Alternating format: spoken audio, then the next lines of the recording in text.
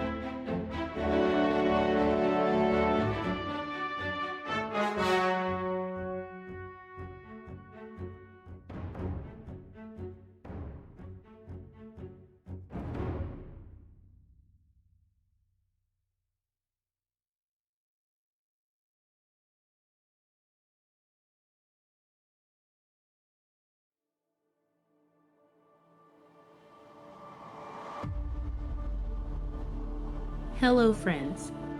Time, space, reality.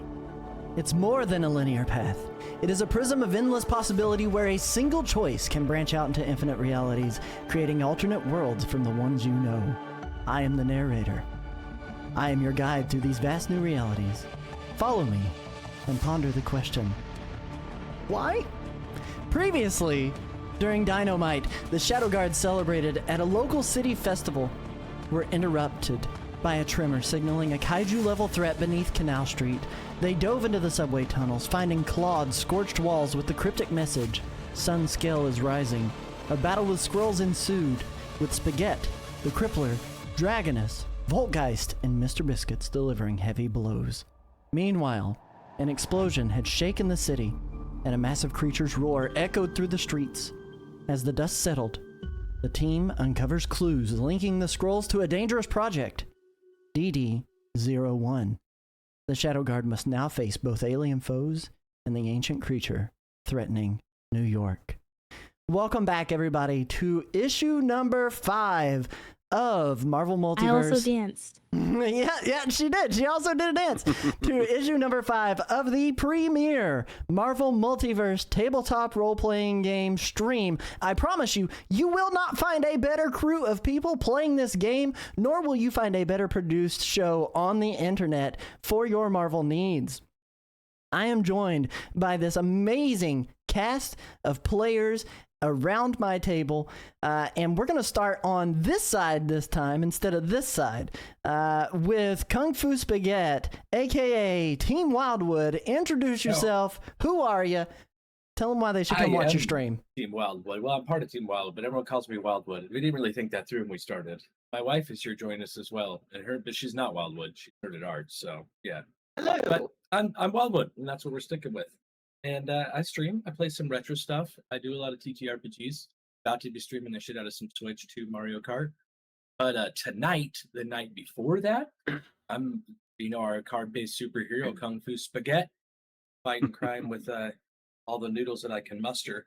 And we're actually kind of just leaving off after a nice battle. So it's hard to say exactly where I'm at, but we're gonna do that. But yeah, we were fighting some crime. We were doing our thing last session. Absolutely. I'm excited to be here. I'm excited for this new Dyson. Heck yes. It's going to be a good night. We've got a new mechanic that we're going to be throwing in tonight. That's going to be something different, something fun. The team around me knows a little teeny tiny bit about it, but I didn't want to spoil too much about what we're doing tonight. So it's going to be something different. It's going to be something you will not find in the actual core books or any of the expansions. It's going to be something new that is exclusive to us, and hopefully it works out really, really well. We're going to go next to Dragoness. If you're ready, tell us about you. Tell us about your stream. Why should people come watch you? Who are you?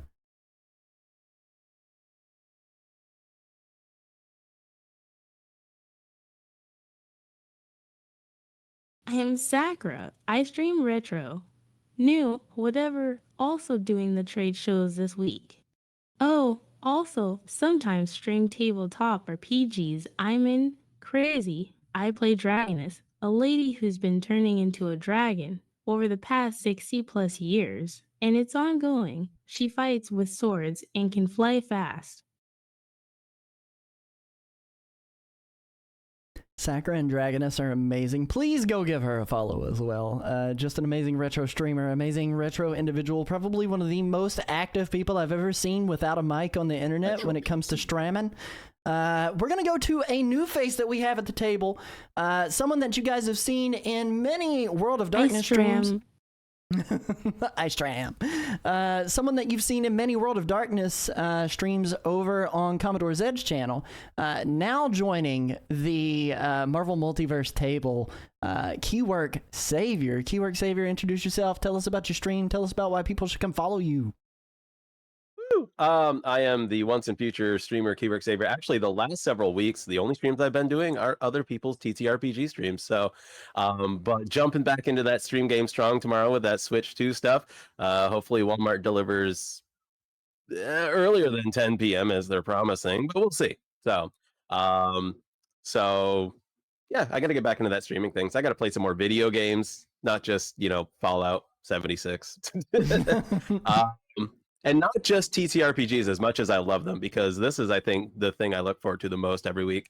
Psyched to be jumping in on the Marvel after that one shot as Deadpool. But all new character, hoping to bring some chaos in the form of Stranglevine. So Absolutely. I love that logo that's been done for you. It looks so good. Stranglevine, such a cool character, such a cool concept. You guys are going to hear so much more about Stranglevine as we dive into this session tonight, introducing that character. Then we've got the magnanimous, the beautiful, the talented Mr. Biscuits, aka I am tenderly, the beautiful Mr. Biscuits. Mr. Biscuits is very, very beautiful.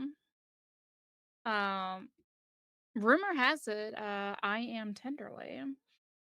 Um, I guess I'm kind of the co-stream queen of the neighborhood. You can catch me all the time streaming with somebody because I like playing with my friends. In a consensual, respectful manner. Always. Today I was streaming with my very good gal pal, Retro Cynthia, working on Final Fantasy VI. I'll be streaming tomorrow, hopefully doing an unboxing and then plugging up my new Switch, and then joining some of my friends right here for some Mario Kart. And I've started a thing called Sisterhood Saturday, where I try to gather up ladies from across either the Twitcherverse or even just like the spouses of some of our male streamer friends. Where girls can get together and get cozy with each other. I'll be doing that this Saturday. Sakura will be joining us this Saturday. We're going to be watching the Wholesome Direct, followed up by the Women in Gaming, followed by the Future of Gaming, I believe is what it's called. So come hang out with us. Women It'll are the be a good wholesome time. future of gaming. We know this. Women are the future of gaming for sure. So come hang out with me. Toots. Come hang out with me in the morning and then come hang out with me again on Saturday. Me and some of my best gal pals. And Mr. Biscuits is everybody's favorite kitty, who has kind of a character trait of breaking and enterings. It's kind of his favorite hobby. And by he, I mean she, but y'all don't know. Mr. Biscuits may not know. We'll never know. I mean, Mr. Biscuits doesn't even care.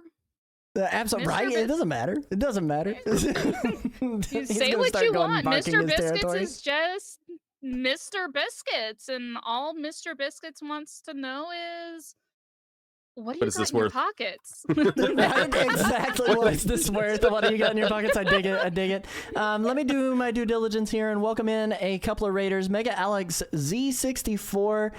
Please do me a favor. Go follow them. They were playing Deltarune a little bit tonight. I saw them doing that. They are a streamer who loves Undertale, who loves Hollow Knight, does a whole lot of speed runs over on their channel. And then following that, we also had Babylon Zool bringing over the crew to come and hang out with us tonight for Marvel Multiverse as well. Please go follow Babylon Zool. Amazing dude too. Does a lot of community action over on their stream. That's usually where Tindy is at. You can find her over on Babylon Zool's channel too a lot of times for those things. So it's going to be good. It's going to be good. You're going to love them. And as Tindy would say, follows are free, give them out. Just give them out. Go give them to everybody. So to everybody. Absolutely. Going up one more level here, we've got Recluse, aka the Crippler, aka Commodore Zed, storyteller extraordinaire. Zed, tell us about your stream. Tell us about why people should go follow you. What do you do? Hey everyone, I'm Commodore Zed. I stream World of Darkness tabletop games. Right now, actual plays. We're doing some really good things right now with Dark Ages and Wraith. So you should really check us out on Mondays and Saturdays. Here I play the Crippler. Now, the Crippler is a spider hero, but he's not your normal spider hero. While he's a tortured soul, he takes out that torture on the bad guys. He's ruthless, but he doesn't kill. He's humorless, but he's trying to learn. He's trying to lean into it a little bit. He used a truck as a weapon, and he thought it was funny. Punchline was the Skrulls, unfortunately, but at least it wasn't an attempt at a joke. But he thought it was funny, He's man. trying. He's trying. He's trying to make jokes. He's like, ha ha, look, Exactly. everybody, slamming truck down on Scroll over and over again. Oh, man. And then our ghost in the wires, the invisible one herself, hanging out up here in this corner. I promise she's there. Voltgeist, Nerded Art, tell us about you. Tell us about your stuff. Tell us about your things. Hey, everybody. So I am the other half of Team Wildwood. I am Nerd at Art. I don't really stream much myself, but you can guarantee that this coming week you're going to see me playing an awful lot of Mario Kart on stream. I also play a vampire on Monday nights with Commodore Zed, and I have the amazing fortune of being here every Wednesday as Voltgeist. Voltgeist is she's an interesting character. She doesn't have a physical presence. She had a terrible accident in her human life, which has left her without form. And so she just kind of travels around with the group inside a quantum computer.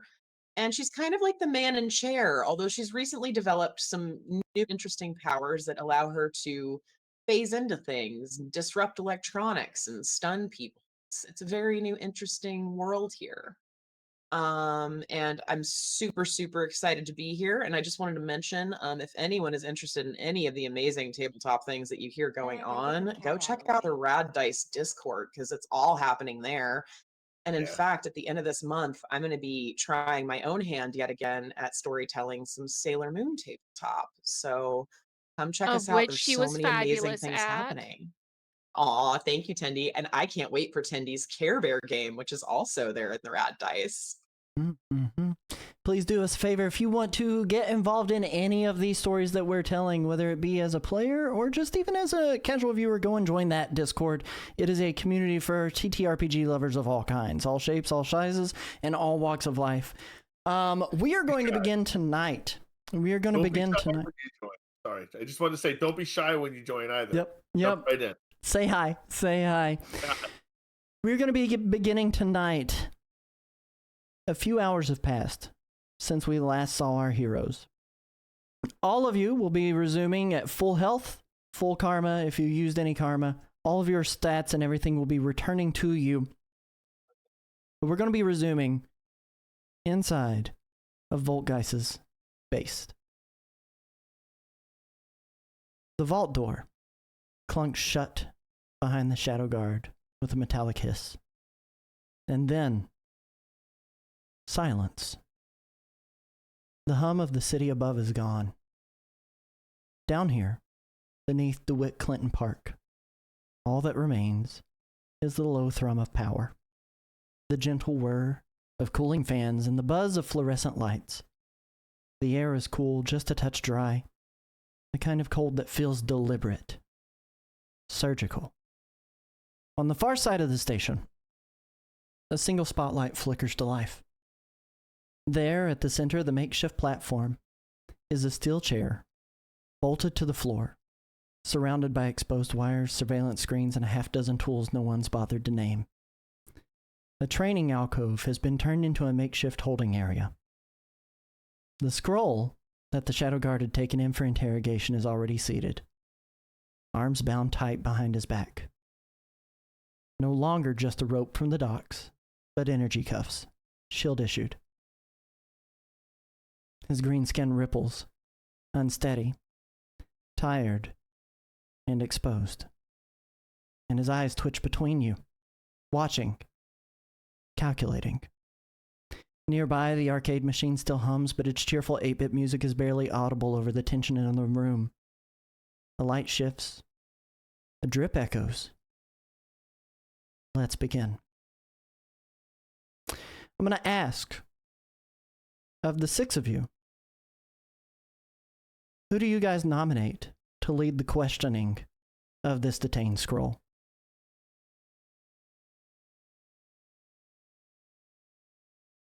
Oh, that is a very good question. I I'd mean, say we probably shouldn't be having the guy who likes to bust kneecaps do it. I was thinking the kneecap busting guy just for the intimidation's sake. But also I could see- Dragoness. Dragoness has a lot of experience with these situations, I'm sure. I do feel it's either Dragoness or Voltgeist and Crippler with like a good cop, bad cop thing. Just my thoughts. Scare him and then be like, hey, you know. It doesn't have to be like that. Say there are a lot of joints in the human body. I Yeah, do have how many experience joints? with scrolls. I was there for the secret invasion. Oh, there you go. I think I'd have to agree. You see him.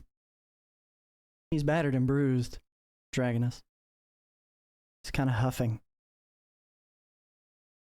His breathing is extremely labored from the battle that you guys just put him through.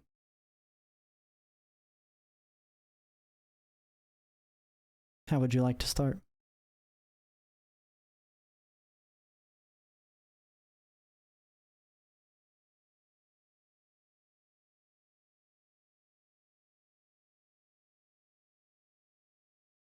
Just for dramatic effect, I'm gonna phase my body into the overhead light and make it burn extra bright. He sees the light kind of start to cast down over his face, and he tilts his head down even further, and you can see his eyes just kind of squinting. There's not much that he can see outside of the radius of that light because it is so dark inside of your base, very unusually dark. Most of the time it's obviously very well lit from the fluorescence, but in this situation he can't really make out many shapes and sizes of you guys out there because your silhouettes are being encased in the darkness. And he kind of winces a little bit from the bright light. Spaghetti could always put him in a buttery hug and whisper into his ear. I was gonna say he could only coax be his so face with lucky. his buttery noodles. I did just Yeah. realize also, Stringlevine, aka Q-Work, you're not there yet. I don't know I'm why I said miles you away. 6. This is you all meta. 5. Yeah, no, I wasn't with you. You're good. You know I'm You not got a there. theory, crap. I don't get a vote. Tortured though. I feel like we're not just get to talking quip about an about it. interrogation anymore. I'm just saying. I see You hear it. Voltgeist Get talking, but I physical don't with hear this guy. Voltgeist talking.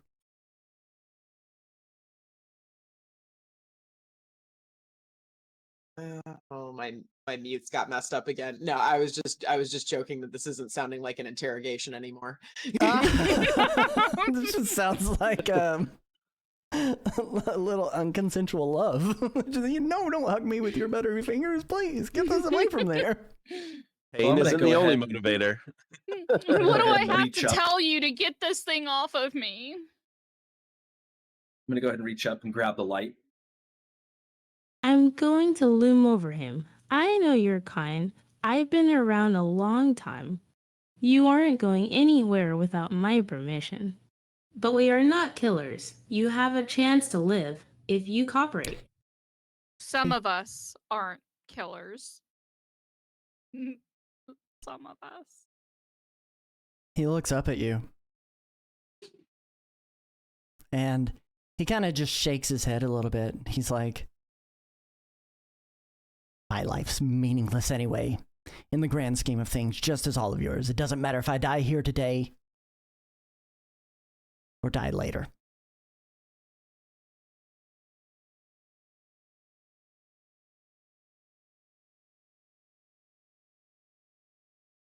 Crippler's gonna walk up and he's going to pull one of the ball peen hammers from the belt behind his back.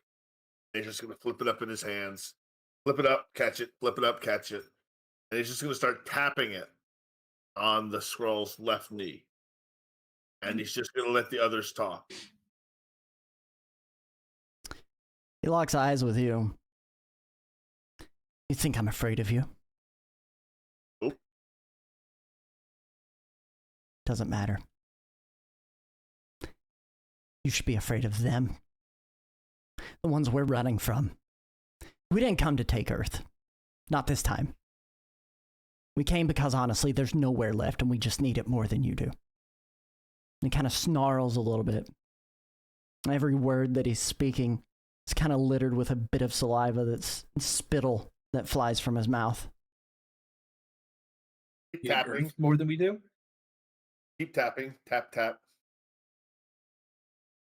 So, what are you running from now? Here's Ooh, that question. He kind of he looks up at you and he hears your tone. And he kind of looks back down into his lap.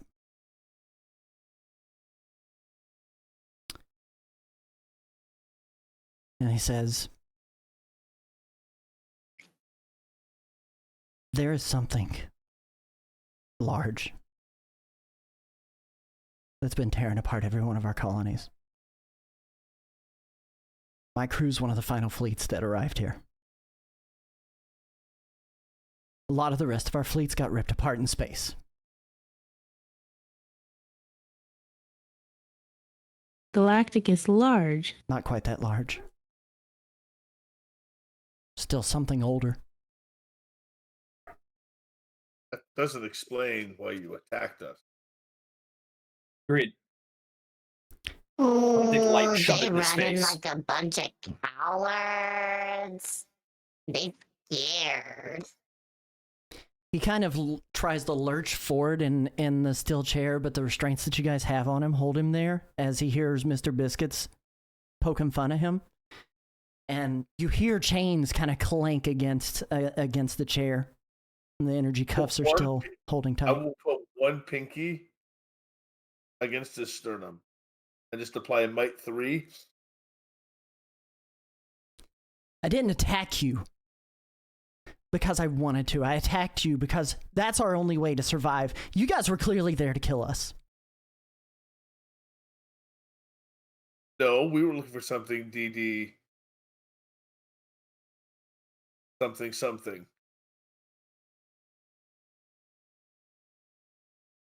No, he's right. If this is coming for Earth, that is a problem. I You're just saying we think just need to let this guy go.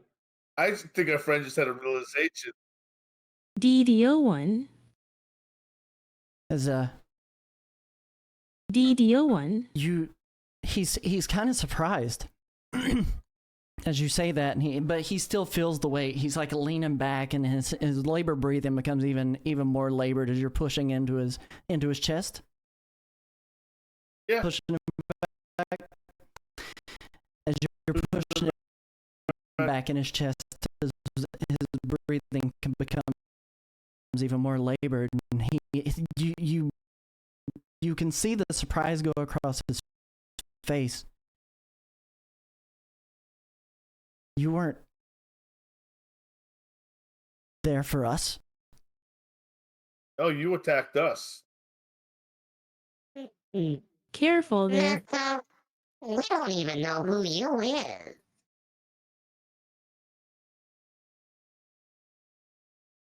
He thinks, and you can see all of these things are racing across his mind as he's sitting there very contemplative.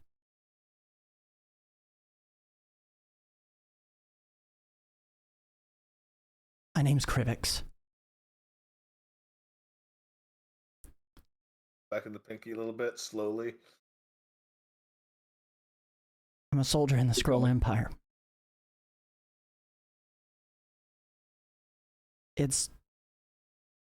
There was something in the tunnels. Yeah, the What tremors. was that? That's what drew us to you. It was Project DD01. We intercepted a shield truck.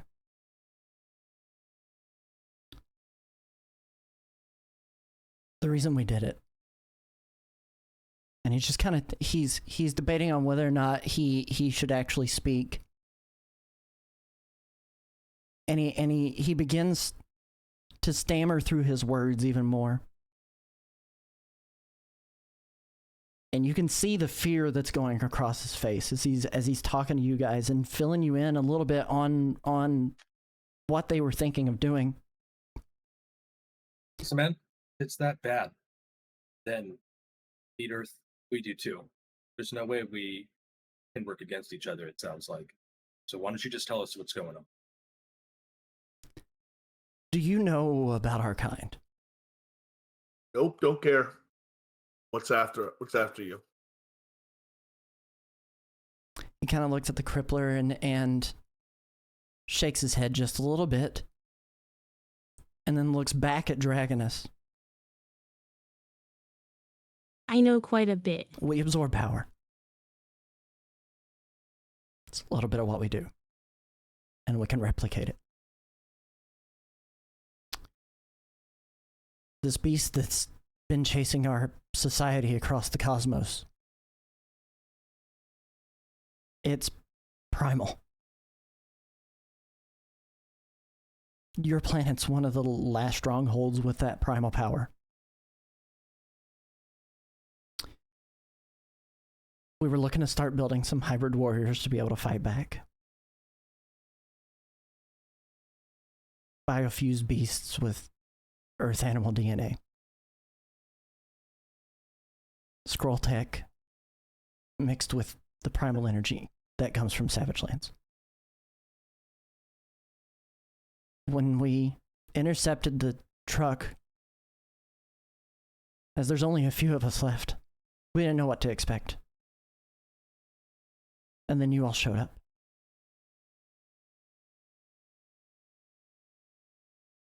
He's shaking. You can see Okay, his hands buddy, tremor. we're gonna need you to get to the point. What was in the truck, and what are these Savage Lands you're talking about?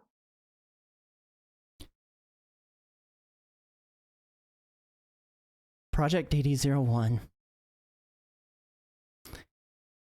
is a dinosaur unlike any other. I think that's what you call them here on this planet. I'm sorry. Excuse me? Why is Dinosaur? it in New York? Dinosaur. You mean dinosaur-like? We got Jurassic Park. A I was lizard? just about to say, are we talking about a Jurassic Park sequel here? What is happening? Why in New York? Good It's question. where Well, your Savage Lands are. Why are Savage Lands in New York? How? What? What are you talking about? Let me start from the beginning. The Savage Lands is a prehistoric preserve that we had heard about from the Collector.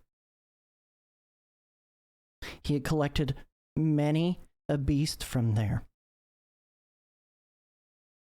He's been across the multiverse. In every other universe across the multiverse, the Savage Lands exists in a small place that's mostly melting away called Antarctica. In this universe, the Savage Lands has been set up underneath New York and has been here since time unknown. beneath the city. Beneath the city. I'm gonna need you to back up to Multiverse. All I can say is that collector guy is a real a-hole. I think you and him wouldn't seem too different. Oh, that gets weird. Hey, I don't collect people. I collect things.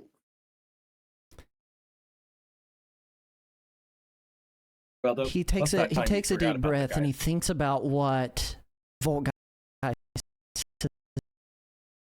said.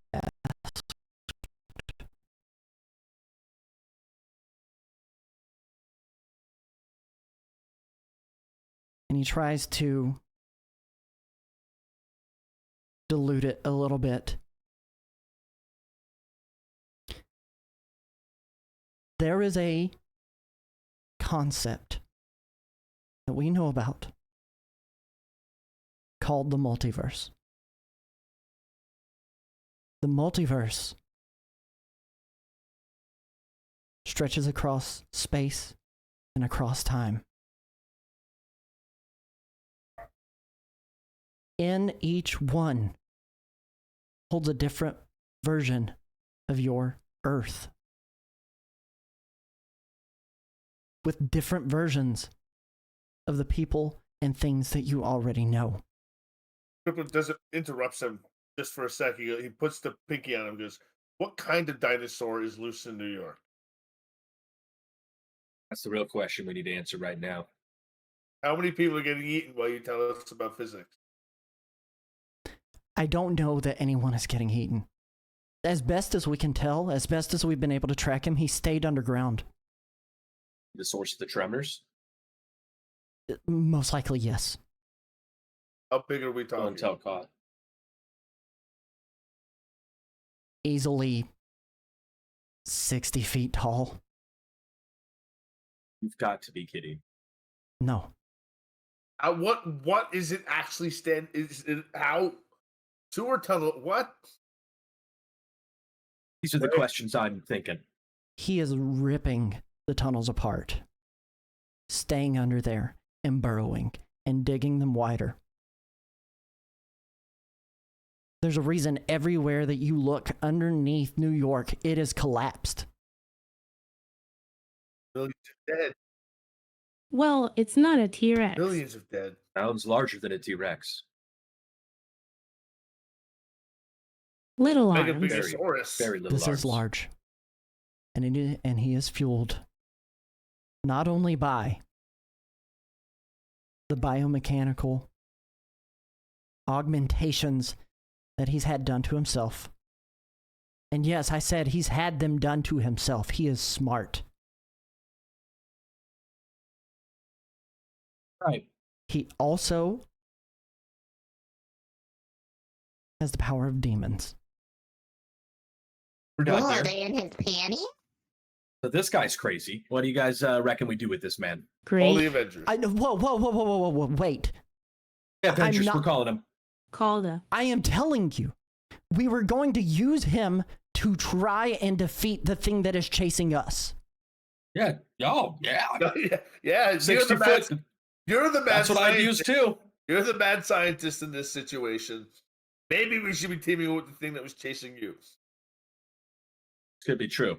It sounds powerful. We're not here to cause you any kind of issues. Except that there's Done so. now you've created a devil dinosaur with cybernetic implants that was it's going to terrorize the city. We didn't unleash him. He unleashed himself, I reckon. Devil Dinosaur is different. So, Dinosaur devil.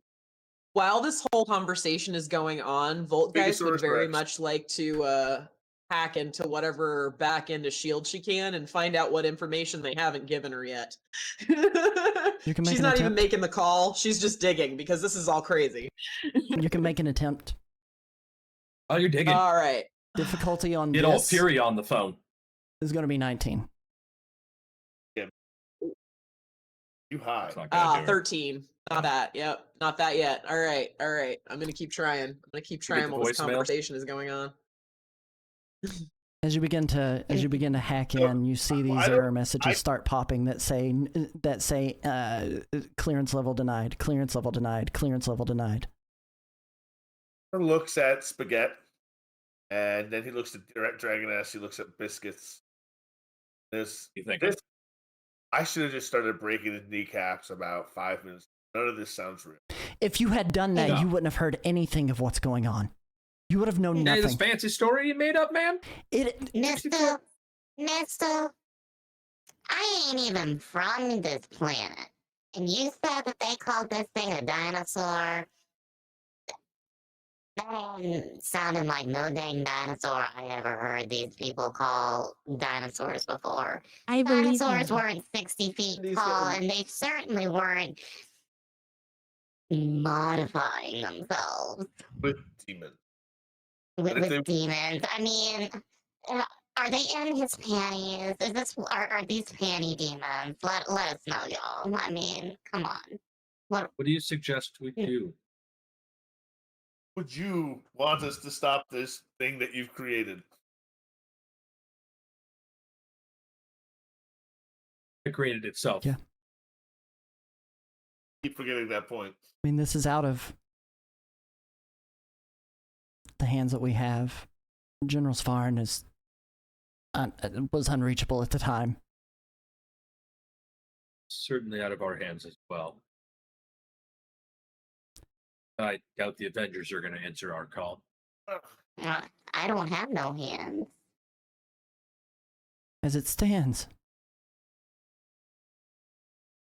I don't even know how to ask this. I have a few friends who might help. Might need it. He nods as he's looking at Dragonus. There's a tunnel. And he says directly to Dragonus as he's looking at her. It's far below Canal Street. You guys were there. It was blocked off. And we use it to move gear and soldiers into the lands. But ever since DD-01 escaped, the walls to that area have been crumbling. He definitely saw to that.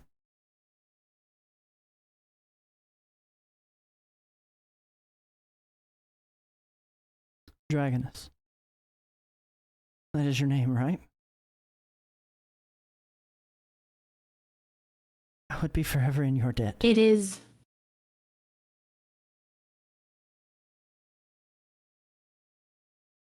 We weren't seeking asylum. And yes, we were looking to take. To be able to fend off what we've got.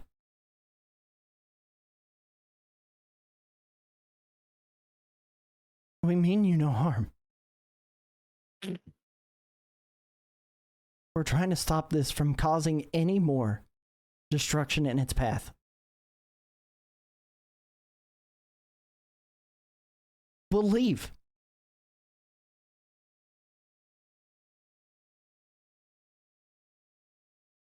Going. You know?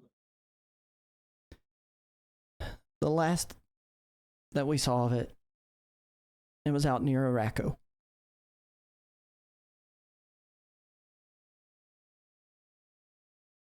We thought we had a little more time to make some preparations.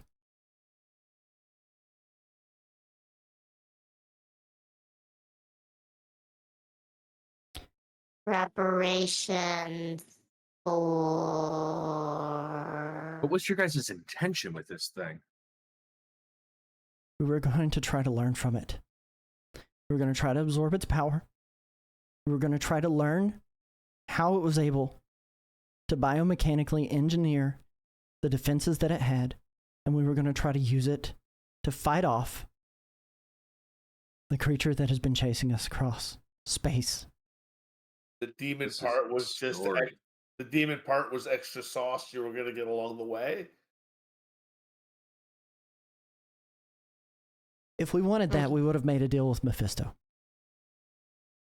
So We you did weren't not gonna get realize that. how Sounds like they smart want this their creature own was. canny demons. So we agreeing that we're trying to take this thing down at least? Because that plan's just not going to work for us. We obviously need to deal with this, but we can't have you guys absorbing this chaos. No, absolutely not. We can help you deal with this other problem if you help us deal with this. Let's work together. I was going to suggest we send the ones that attacked us, to the raft. And then we track down ED. Seems that maybe it was a misunderstanding.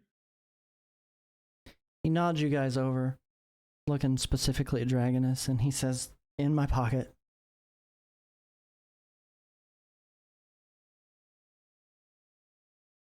Do you check his I'll reach pocket? in his pocket. Yeah. Cool. Put a needle up in there. As you reach in there, he says, and you can feel it as you're pulling it I out. do. It's a glass shard. Yeah. Yeah. My says- hands are way too large. He says it's an interface module that attaches to modern transport tech and allows the fusion of the pilot to the vehicle. This was as close as we got to what DD-01 was accomplishing. If you look at it, you'll see it's green and the inside appears to be hollow, with a viscous ooze that's glowing green inside around its glass walls. It's no bigger than a rubber eraser. And Krivix follows to say it's smart tech. You bring it near a car. The pilot gives consent. Both merge as one. And he kind of sits there looking around the base and gestures with his head toward what looks to be a workshop. I'd recommend making something suitable for your crew here, he says to Voltgeist.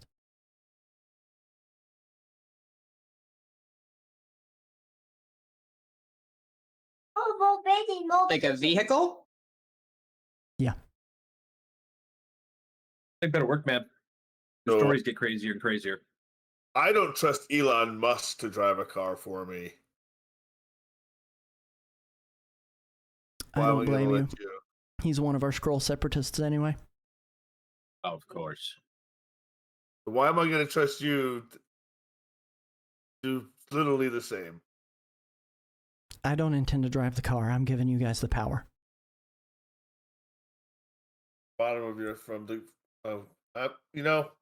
okay. We'll see how this goes. Are my Yeah, spider that's senses where I'm going at. up? You can try them, but as far as I'm concerned, as a storyteller, there's no danger sensed here. No danger sense. Okay. But Just checking. I- if I you would was gonna like to make an a check. ego I mean, roll, you should check that. if you would like to It's make an ego roll, which is a little bit different to discern whether or not he's lying, feel free. I mean, I don't think he told us the whole truth. That he get it out of him. Ooh. What's your ego? 0. So add 0 to that. As far as you can tell, he's not lying. Using your heightened senses, you don't Heartbeat. sense his heartbeat racing any differently. His eyes don't dilate. I can't zoom in on his heartbeat.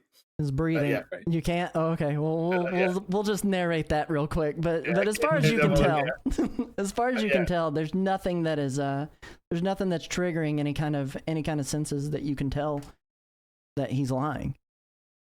I'm pretty mad that he attacked me. Still pretty mad about it. Do you say that out loud? No, I'm thinking that. Still pretty mad about it. Told us a lot of information. Giving us the keys to these cars. I'm still pretty mad about it. I'm gonna look at Spaghetti. Tap his knees 3 times and just see what he says. See if he gives me a nod, and if he just nods, even for any reason, I'm gonna just pop his knee. I don't think we're there yet. Okay. I saw you nodding your head, so I was just going to assume that. Oh no, I want to let him know that if this shit is not on the up and up, that you're going to be blasting him in the knee. That's the Right. nod I was giving him. Is this better work, man? Your knees are on the line at the very least here. This And could as be. far as I'm concerned, I'm going to make a logic check. Can it be difficulty 10 because I have a 0 in it? I Okay. want to see how I interpret that. Okay. This is Let's do it. that's fair. Let's do it. I like that. That's funny. Oh no. I don't know. I this is interpret that blasted. perfectly. I got Okay. a 6. Okay, good. good. All So right. Krivix, you can see his body kind of tense up as he's preparing for the worst. And then as you lower your hammer and begin to walk away, he kind of like breathes this like long sigh of relief. And he looks at you as you're walking away, and he goes, I know you don't trust me. And I know I've given you every reason in this world to not trust me. Yep. And for that, I'm sorry. You're also just rude. You said I was like the collector. Like, what the heck, man? But he goes and he lifts his. He's trying to look past the Flurkin, who he recognizes. He knows what a Flurkin is. He's seen you. He goes to lift his hands, but the chains that are holding the energy cuffs. He goes to lift his hands to show you. He's like, and he says, I literally have nowhere to go if this doesn't work.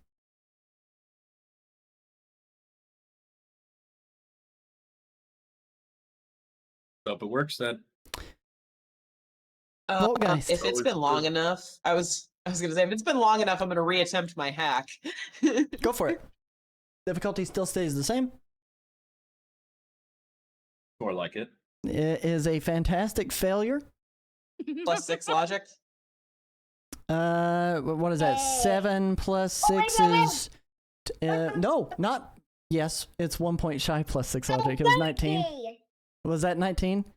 6. Yeah, that's 19, 13. right? Oh, it's 6 exactly. logic. It's exactly. So I had right. exactly Okay. 19. Exactly All right, yep. 19. So Perfect. I am It's a in the fantastic- back door of Shield, Fantastic and success. I am looking Get at. in there.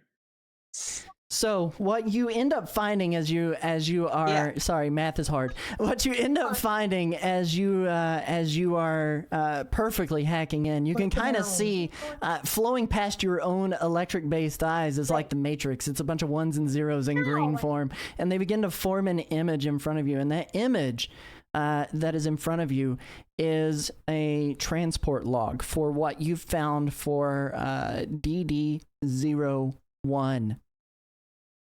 For DD01, what they have listed on the cargo is literally that. Cargo. They don't list that it is a creature. They don't list that it is anything other than what it is, but there are surveillance camera footage that is attached to that same file folder. And as you clip in through the folders, and as you does she want me to stop? She has to step away. Probably just the kiddos being crazy. You can keep going. Okay. Narrate Okay. and whatnot.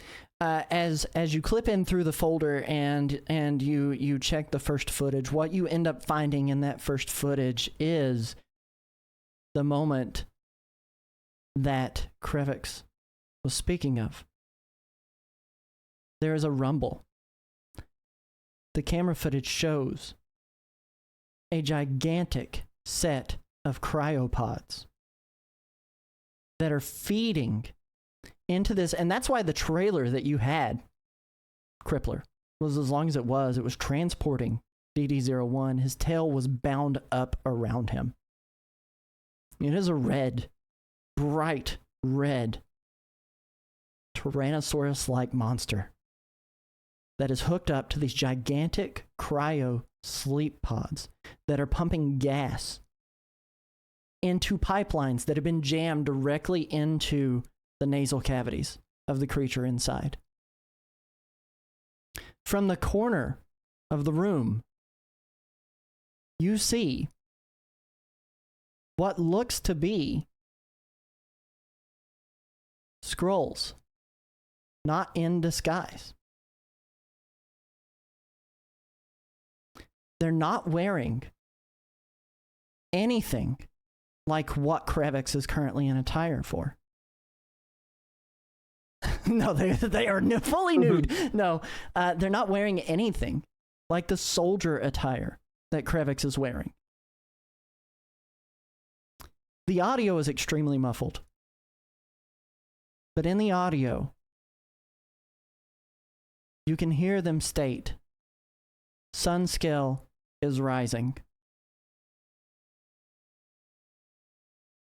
The Skrull Empire is falling. And they're chanting that. Suddenly, You see these pipelines get cut by blades. Cryogas begins to fill the inside of the trailer. The footage ends. The next footage that you see, or 2 files, the next footage that you see is the trailer fully clawed open and in disarray. Nothing there but the straps, the cryopods with the cut pipes, and everything else. But you spot one of these Skrull soldiers that you fought checking the trailer, and he seems to be in panic. What he was hoping to get is very clearly not there.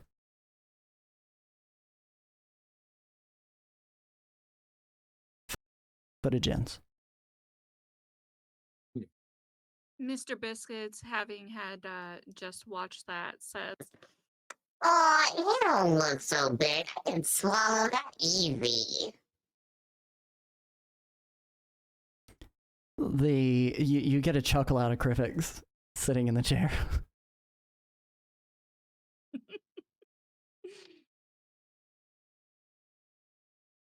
Who are these other men? They're wearing different uniforms than you guys that we came across. These scientists or something?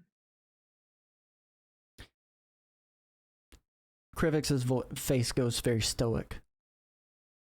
It's like a mix of just disappointment and rage.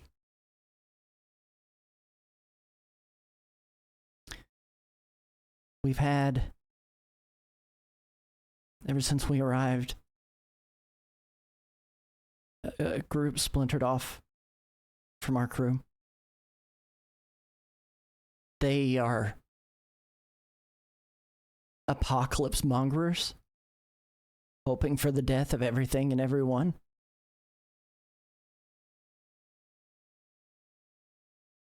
That one right there, and he kind of like nods toward the screen, is Star.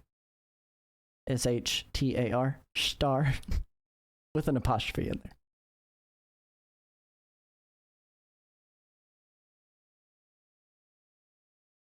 That's why we didn't have the cargo. And he kind of slams his head backward into the chair, just out of frustration. And you hear the thud against the metal, and I don't think he was prepared for it. And he kind of flinches and winces just a little bit, tries to raise his hands up to kind of grab the back of his head, but his hands are restrained. And so he just kind of leans forward, just still wincing in pain.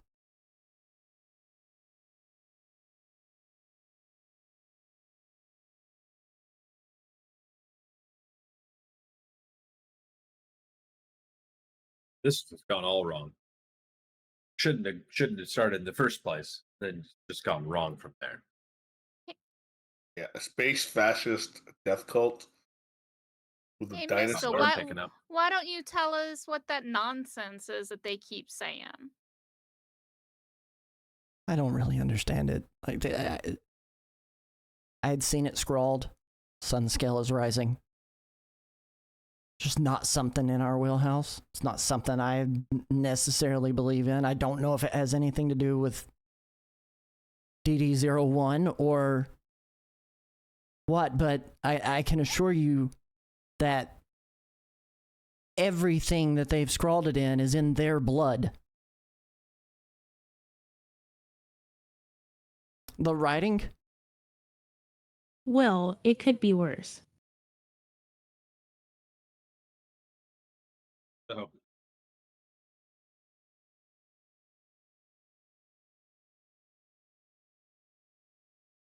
Goose looks at Dragoness as Spaghetti says that, wondering, yes.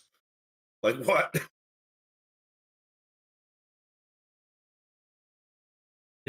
Someone mentioned it fired lasers, right? So I feel like we're already at work.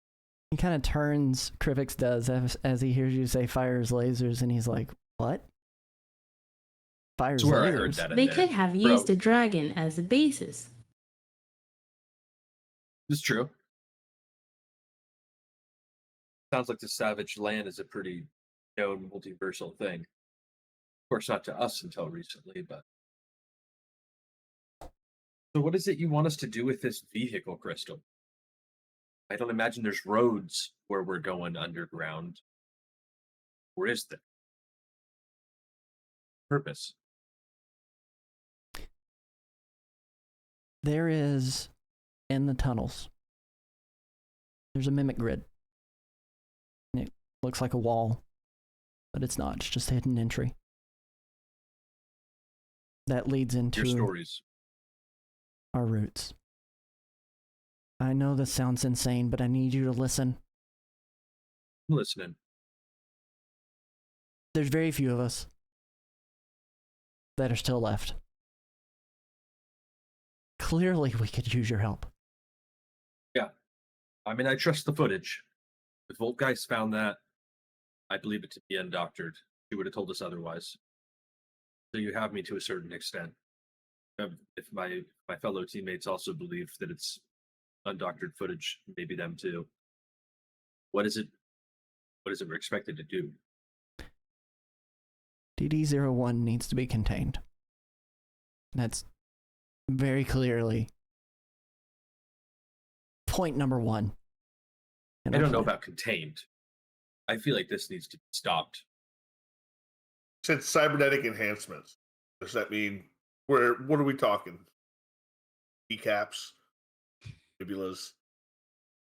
Have enhanced kneecaps. Talking a little bit of everything. Great. I'm out. Cybernetic caps. You can say you're out. I'm kidding, but I'm out. Not really. I'm in. He might be out. We all might be out. He says that, but If you choose to do nothing, we're all going I to might be die out here too. anyway. It's going to If eat us what we've all. been running from gets here. you're saying the thing that you guys are running from is worse? So you haven't thought to like talk to, I don't know, Mr. Fantastic? What would they do? Well, You've seen our kind. You know what they do would to our leave them. kind. They don't want us here. The only contact that we had originally was Nick Fury, and even he's turned our back on us. he's not our Nick Fury. I think we should visit my home. You did mention you had people that could help. Maybe we run this by. Are you speaking of X? Possibly. I think we can do Yes, it. I am.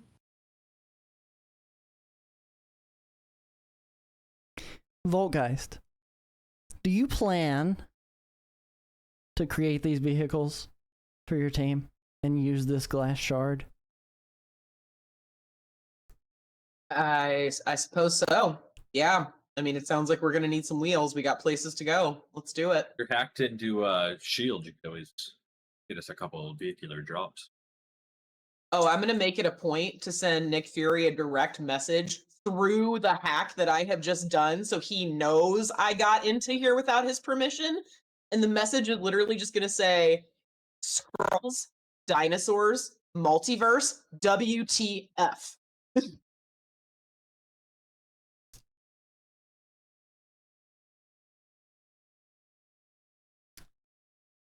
I'm going to need you to make some rolls for me.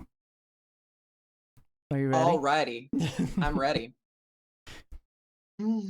So these are all going to be logic based in your wheelhouse. Okay. Your target number is 15 on all of these. Okay, so we're doing a vehicle for each team member. Is that correct? We're going to do this as a group roll, but yes, a vehicle for each team member, Alrighty. including yourself. Oh my goodness, I get my own vehicle. How exciting. Is there one in my size? Oh, there will be. All right. First roll. Oh my god. I make the Diggity best damn. damn vehicle ever made. That is an It is amazing technically. roll. That is an amazing roll. Oh, we got an ultimate fantastic roll going on here. Holy crap. All right, You make the turtle van.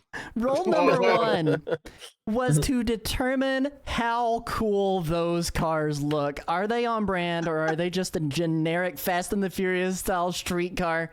And my God, did you get them completely on brand? As a matter of fact, we're going to leave the descriptions to the heroes because they team up with you guys they team up with you Volt guys to help develop these vehicles as you're working on them. So we're going to start with Kung Fu Spaghetti. What does your car look like? Oh gosh, my car, what does it look like? I feel inspired. I feel inspired by the old noodle truck from our last session. And I want sort of a noodle truck / TMNT truck van kind of thing. I love it. It's gonna have we gotta have it, make sure it's nice and extra armored, but I want it to be sort of a low-key vehicle where I can kind of post up as just a good old street vendor food truck and maybe do reconnaissance and stuff like that. Okay. Tell battle calls. Okay. And then maybe we could just eat spaghetti and stuff like that too while we're waiting. I freaking love that. Just as a note here, all cars will have a health pool of 100. They'll all have speedrun 1. They'll all be considered big. Okay? So they'll all be considered big in their size. Mr. Biscuits, I'm going to ask you, what does your car look like?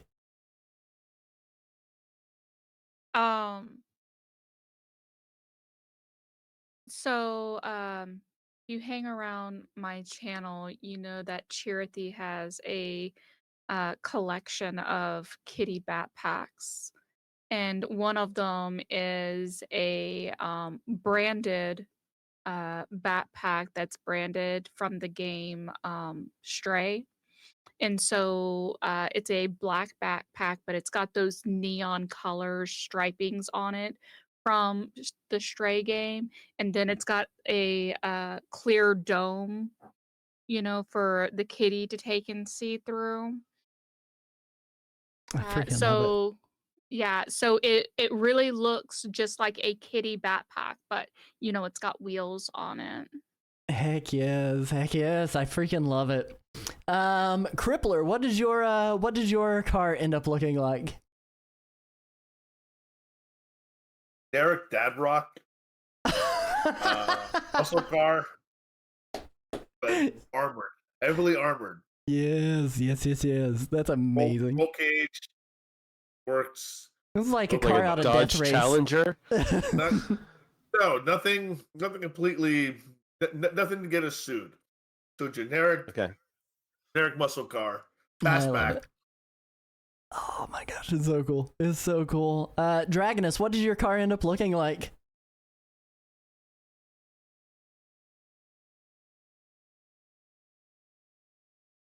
It's in a team van. Heck yes. Dude, I so dig this. This is freaking awesome. It's the A-Team van. Is it the A-Team van? Yes, take a look at that link for the reference for for Mr. Biscuit's car. And then Voltgeist, if you're available, what does your car end up looking like? What do you build for you? Can mine be a motorcycle?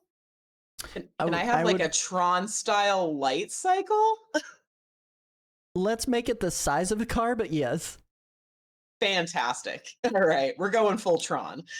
It's just like the full-on big circular wheels with the body that kind of loops between those, but in between the wheels are light up.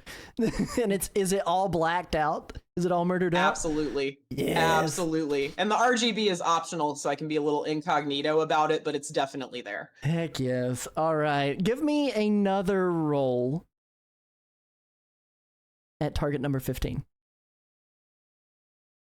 What the frick? All right.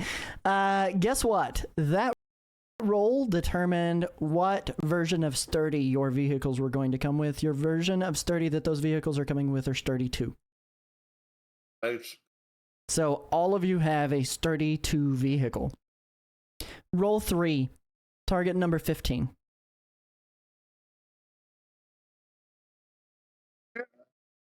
What is this insanity that you're rolling right now? My God. All right. I don't know, but I'm all about it. Guess what? Zeitgeist hack DD dice. If it right. If it was below 15, you guys would have only been able to interface 1 power. If it was exactly 15, you would have been able to interface 2 powers. Because it is more than 15 and is a fantastic success, 3 powers are integrated from your character sheet into your vehicles. So I would like for you guys to make the decisions on the 3 powers you're going to integrate into your vehicle.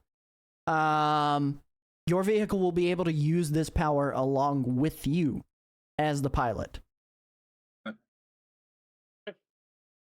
Gotcha. You want to know what they are now? So you can write them down or something? Yes, that would be optimal. Let's see. Flight 2. Flight 2. Nice. Okay, Dragoness is doing flight for 1 power. Crippler.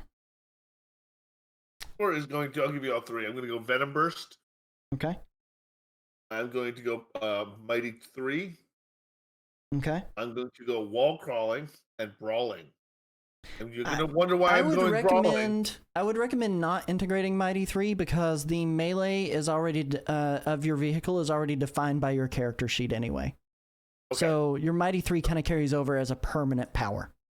Okay, so instead of Mighty 3, I will take Spider Sense is already integrated into my character, right? That one's is slightly different because it's not part of a multiplier except in initiative checks. That's the only time that it would be different. So it's a lot like where Sakra's considering taking flight because it doesn't give her a multiplier for a battle check. That's what I'm asking. Yeah. Yeah. So I don't need to take it because it's just the natural part of initiative. What you're saying? Not kitty, man. She's taking flight because it doesn't apply a multiplier. You could take Spider Sense because it doesn't apply a multiplier. Is that what you're wanting to do? I'm going to take Brawling, Venom Burst, Wall Crawling. There's your 3. That's 3. You said 4, and then 3. Oh, 3. Yep, 3. Yep. Okay. So You Venom said Burst, Wall they have Crawling, sturdy Brawling. already. Yep, and they have sturdy too. So, all right, and let's go with Spaghetti here for the next one. Do you know your 3 you would like to take? Probably. Is extended reach included? Extended reach is not included, so you could put it in there. Let's grab extended reach 2. Toss that in there. Okay. I'm thinking Counter-Strike technique. Okay. Assuming there's like some vehicular combat, that'll be cool. And on my other one, I was really kind of at this. Would untouchable position, would that function in this situation, do you think? Give me a rundown of the power itself again. What's the summary? After like the first attack someone does on me, any other close attack on me has disadvantage. You could take that. You could take that. Okay. And let's do that. Okay. All right. And for me, it would just be my 3 phase powers. They're the only ones that would make sense, so I can phase my motorcycle with me.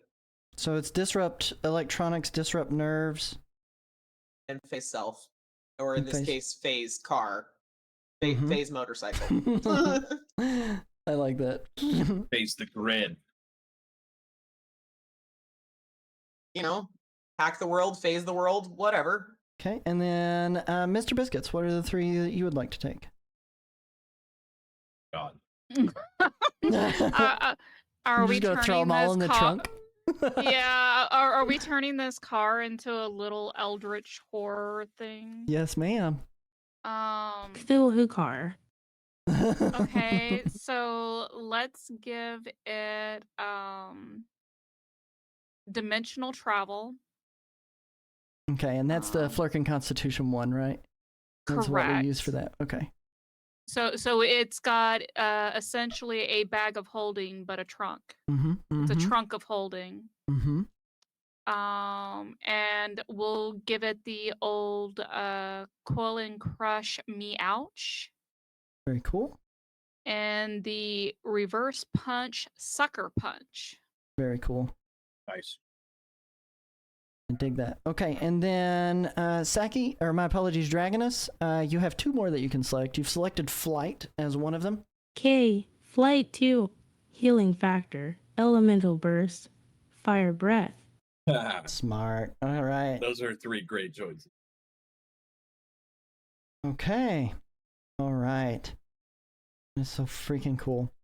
Now, all cars are going to have a health pool of 100, as I stated. They're all going to have speed run 1. You all will have sturdy 2 in these vehicles. That only applies to the vehicle, obviously. Its speed is based on your personal run speed multiplied by your rank. Its melee and agility defense scores will be based on your personal scores. And you have a new tool in your arsenal, a zoom dice. This is a new feature we've worked into the game. If you don't have it already, you can retrieve the die from the resources channel over in the retroactive Discord. It will be a bonus die that you will use while you're utilizing your car. On each roll, feel free to roll this extra die. You're collecting the letters for the word zoom. If you get zoom, you can use it for boost powers during play. Boost powers will only work with your cars. So if you have collected zoom and you are outside of your car and you're trying to use zoom, it will do nothing because you're not in your car. The M on that dice is considered a wild letter and can be used to substitute for any letter you do not currently have, including M itself. Please keep me informed of what letters you end up getting / taking in the course of play. But as your cars get brought up on a platform, from what Voltgeist has worked on, you can kind of see that a door in the back of the base kind of opens up, and there's a platform that rises up, and it's kind of a turntable Lazy Susan style, and all 5 of your vehicles are kind of lined up in a ring around it, and you see them all presenting. It's very Tony Stark, very futuristic, very cool. How long did this take? This took the entire night, but she has a lot of machinery at her disposal, and she is fused with that machinery. So it did take the entire night as you're working on it. The scene rips into a darkened artery beneath Manhattan. Concrete and rebar form jagged mazes and collapsed remains of the BD line. This is no longer infrastructure. It's battlefield wreckage. Down here, we meet our newest hero, Stranglevine. Keywork, if you would, describe your character for us. Stranglevine is a very tall, well-built individual. He's probably at least 6'4", pushing 230 or so. And clearly, he hits the gym as well as the lab. Looking at him, he has a very thematically accurate costume. It's green with yellow accents, and when you look at him, it appears as if he has like woven bracers around his forearms, but upon closer inspection, it actually appears to be a network of roots going into his arms, with any number of myriad vines just wrapped around them. Kept close at hand, though. And he does have a black eye mask protecting his reputation, I guess I should say, as well as, his identity. But looks like a rather intense individual, let's just say. So. Thank you, Stranglevine. You've been tracking the scroll incursion for weeks. The past 3, exactly. Moving through emergency exits, old blueprints, the scent of oil and camouflage spores. The city above doesn't realize it, but this place, this tunnel that you're in, has become ground zero for something that was never meant to breathe fresh air. You were there, out at the docks. You saw the shield truck get ripped open like paper by a titanic claw. The rumble of its escape has echoed through these tunnels ever since, and its followers are ecstatic that it's free. Project DD-01. Too big to be real, and too dangerously smart to be loose. You've been navigating this wreckage ever since, trying to find the truth. The collapsed subway system has changed. New caverns formed from the destruction, shifting floors, chasms that don't show up on any map, roots growing in from somewhere deeper. Something primeval. As you slip past the wreckage of an old train car, its side marked by 3 deep claw marks, you notice green ooze dripping down one wall, like oil leaking from a dying machine. The air is thick. Smells almost metallic. Then, you feel a low vibration, and you feel it before you hear it. A deep mechanical hum, the grind of gears. A scroll interfacer. A type of vehicle that allows you to merge with the car and use your powers along with its speed. There's not a pilot there. It's empty. But behind you, you begin to hear some people. 2 more scroll interfacers just cruising that you were tracking. But they're rushing away from the darkness beyond, and the grind of their tires is unmistakable. You've got to go. Do you choose to use the interfacer, Stranglevine? Yes. As you place your hands on the pilot controls, it nearly sucks your arms in. A hologram appears in front of your face, and at first, it's displayed in an alien language you do not know. Then, shifting to English. Interfacing. Stranglevine. Human. Elemental control. Interfacing now. The machine begins to whir to life around you. You get this impressive HUD. The outside of the vehicle begins to take a form that is very close to what you actually look like. But in your head, what you want this vehicle to look like. What does it look like, Stranglevine? More or less a shot-for-shot remake of a Jurassic Park Jeep. It's a tracker Jeep. Yes, I really dig that. Nice open top, lots of access. And as it interfaces, it pops up 3 slots in front of you. And above each of those slots, Power 1, Power 2, Power 3. What would you like to select?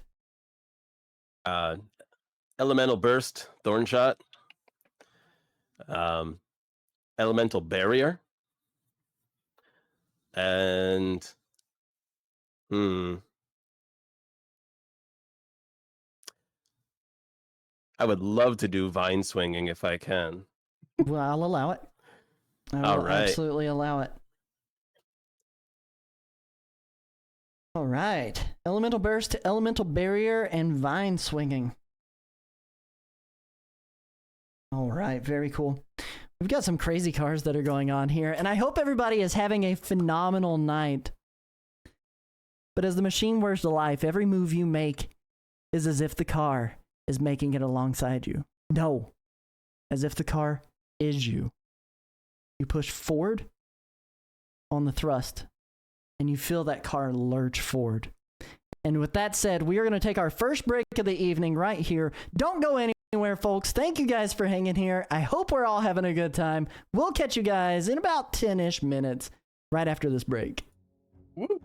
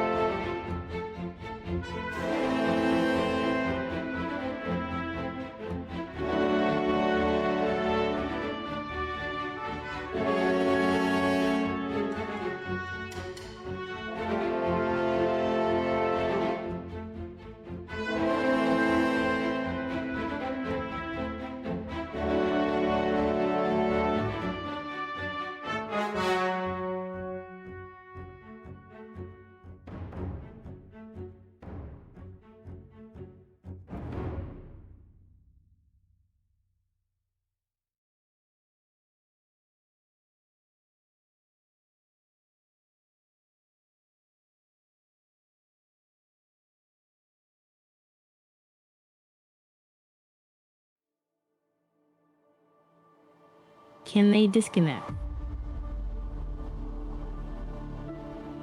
Welcome back, everybody. Can they disconnect? I'm unsure. I hope nobody has disconnected. We have our heroes. Now, all 6 of them in vehicles, not just the 5 that were in the interrogation, but it seems that Stranglevine has commandeered a scroll interfacer that is now bound to his power set as well. Deep in the subway tunnels that have been collapsing all around New York City. Back at Voltgeist base, we have our 5 heroes fully kitted out with all new vehicles, and Dragonus seemingly wanting to take the team on a little bit of a side field trip to go and talk to some heroes at X Mansion. We're going to resume back in the base with Dragonus giving directions to X Mansion.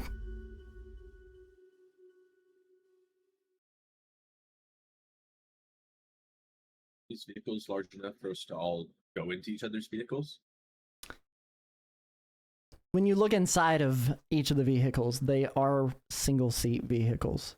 One They pilot. can all pile in my SUV. I mean van. Surrounded by tech and equipment, it is very difficult for anybody else to enter into those vehicles. Ah,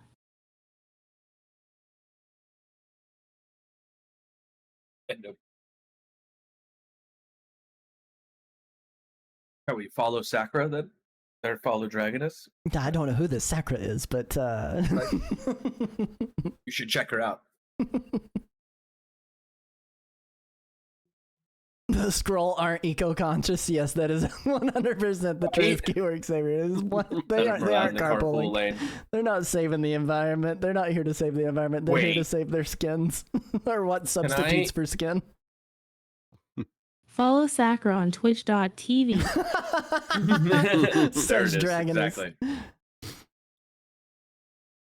By chance, Voltgeist, these don't happen to be Transformers, right? Or like a Voltron situation where we can all form together to one.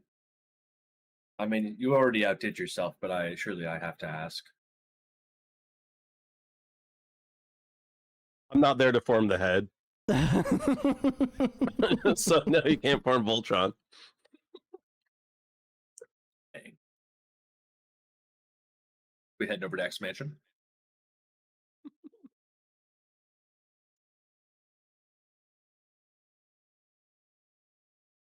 Crippler, the Recluse. Yes, let's it's- go. Should be worth our while.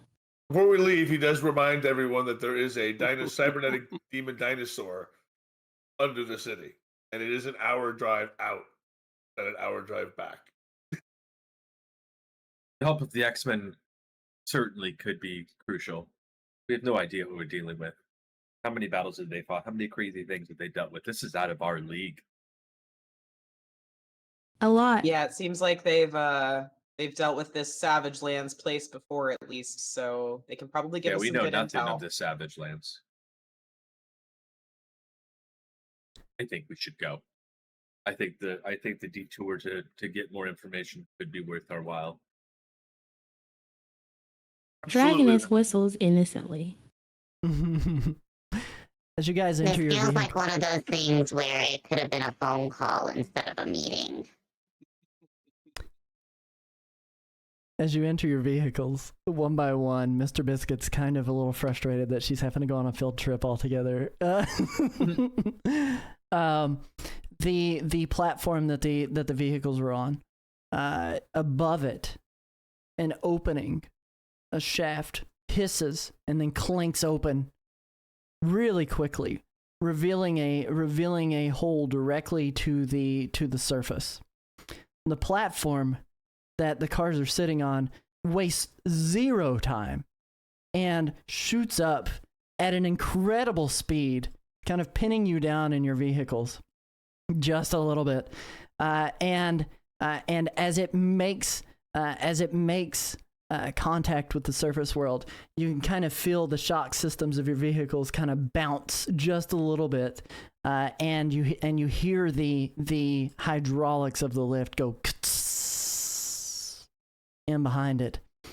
As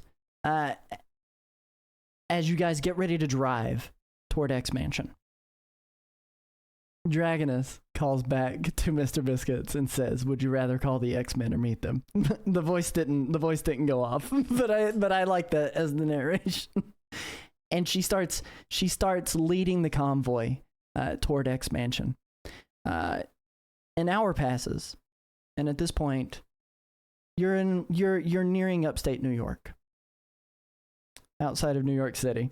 This is where our expansion is going to be. You guys break every single speed limit law known to man to be able to get out of the city over to there. It's near a small little town known as Blackwater as well, which is weird. But you pull up. Except the 4-hour drive. You pull up. Yeah, right? Yep, right? You pull up just outside of X Mansion.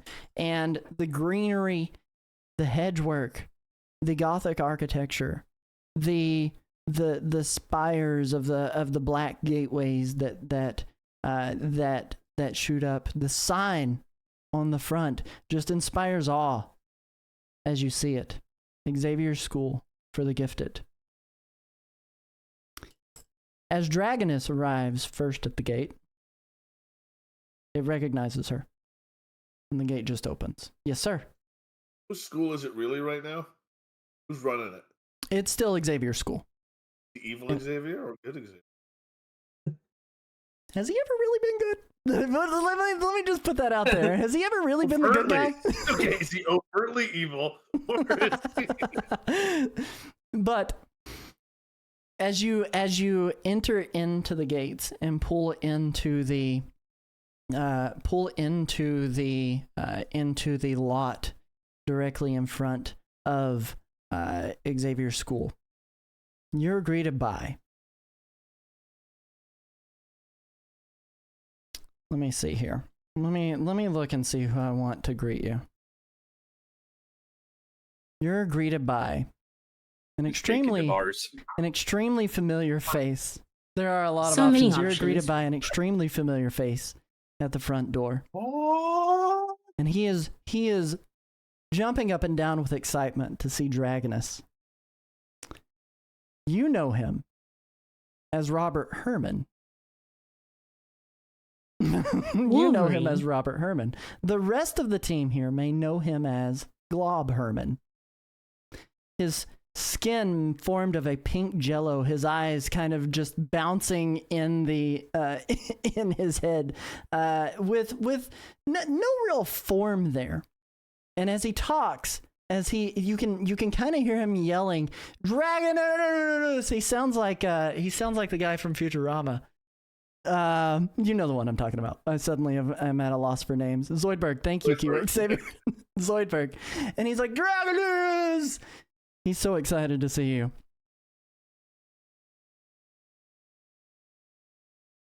Robert, good to see you. I brought some friends. I see that. What brings you all the way out here?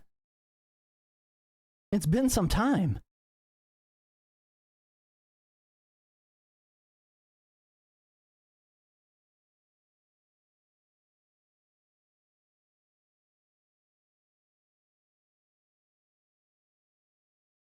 We got a problem. Who's around? Well, as it stands, it's myself and Beast, and a couple of new students that we've brought in, a couple of new mutants that we've recently found, that had a very strange late bloom into their mutanthood. The rest of the team are out near Araco or up in Alaska.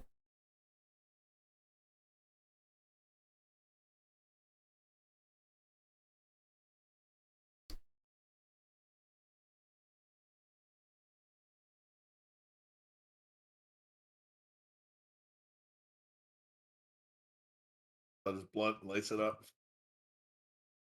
Of course, so much going on. Let's go talk to Hank. Please come with us. Absolutely. And as he sees Crippler lighting a blunt, I speak directly into Crippler's earpiece and say, "This is a school, sir." He reaches his hand out, and the entire blob, gelatinous form of his hand kind of envelops the blunt, and you hear a psst putting it out, and he goes, Mr. Xavier wouldn't like that very much, sir. And but he kind of turns and he says, "But be my guest."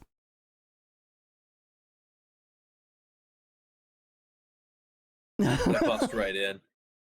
No hesitation. I'm going to walk in. I want to check out X-Men. As he walks you guys, escorting you all past all of the corridors, the amazing mahogany door frames and doors that all of these the grandeur that is X Mansion. He walks you into the kitchen area where you see Hank, aka Beast, standing there in all of his blue I've called fur. this place home since the 60s. In all of his blue fur. And he seems to be wearing an apron that says "Kiss the Cook" on it. And he is working hard on a dinner for what you can only assume are the students who are still around. And Hank looks up from the pot that he's currently stirring. He's wearing his readers down low on the very tip of his nose, and he looks up and he makes eye contact with Dragonus, and he smiles this big, very warm smile. He smiles this very big, warm smile, and he says, "Dragonus, what brings you to our humble abode?"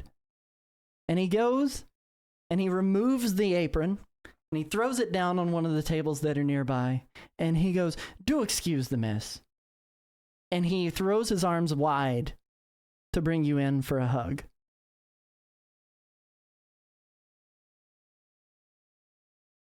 I return the hug. It is warm and loving, and it goes on an appropriate amount of time. And he releases and he steps back and he goes, but do tell. I've heard stories of something going on over at New York City. Should you guys not be there? I would assume this is your new X team that I'm unaware of. And he kind of gestures toward the rest of you. And then he kind of looks down even further and he lowers his glasses even further. He goes, "No, my apologies, not an X team.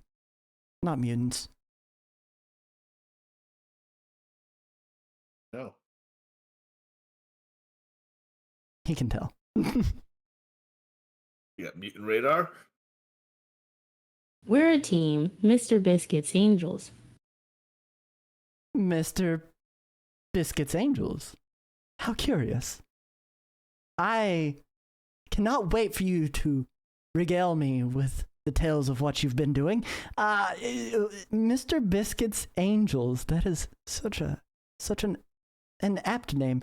But again, I ask, what are you doing here?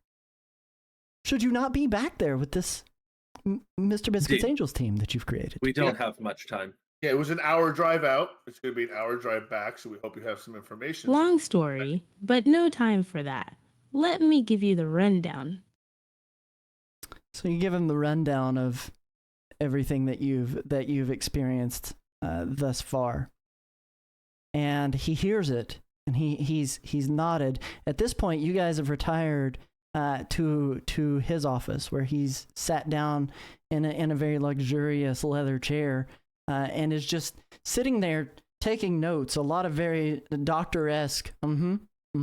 Continue, please. Please continue.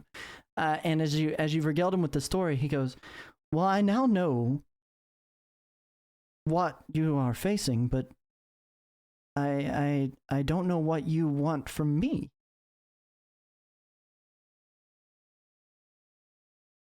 Have you guys? Well, never unfortunately, dealt you'll with have to the download Savage the app, Lands and my before? cameos are $80. But I'd gladly give Dragonus one for free. And he pulls out his cell phone and he begins recording. Dearest Dragonus. Are you at all familiar with the Savage Lands? Indeed I am. You see, You're many not. years It has ago, been mentioned. in the 90s,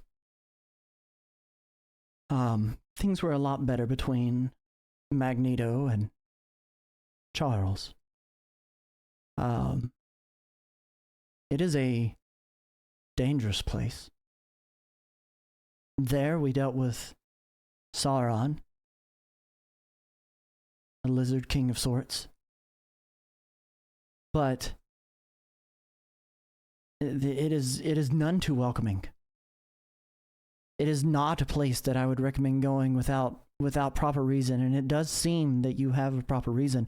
You've mentioned a scroll by the name of Krevik. Yes. He seems a sad soul. It does. And you've agreed to help him?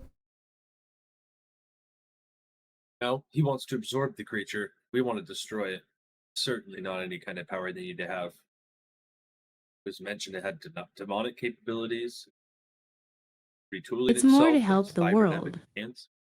Exactly. We're simply here to save Earth from whatever this creature is. He stands Yes. after he hears you say, destroy the creature. And he kind of turns and he looks out a window.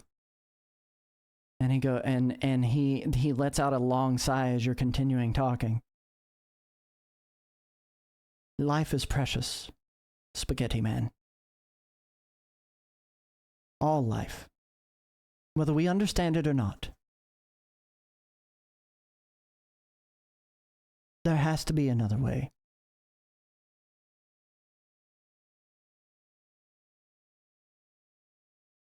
Thought so too, but it's cybernetic. He kind of grins a way out little of bit. that. You see his mouth kind of Which is kind of why tear to we the came side. here, was hoping for one of the heavy hitters, but I understand why everyone is occupied. Oh, between the unwelcomeness of us in New York City, and a lot of the hatred for us across the nation, and the fact that we're continuing to fight for our rights to live among you, not you specifically. There are a lot of people that are off world.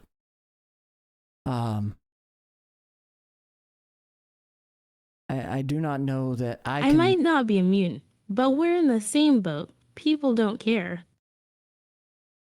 They don't. They do not. It's true.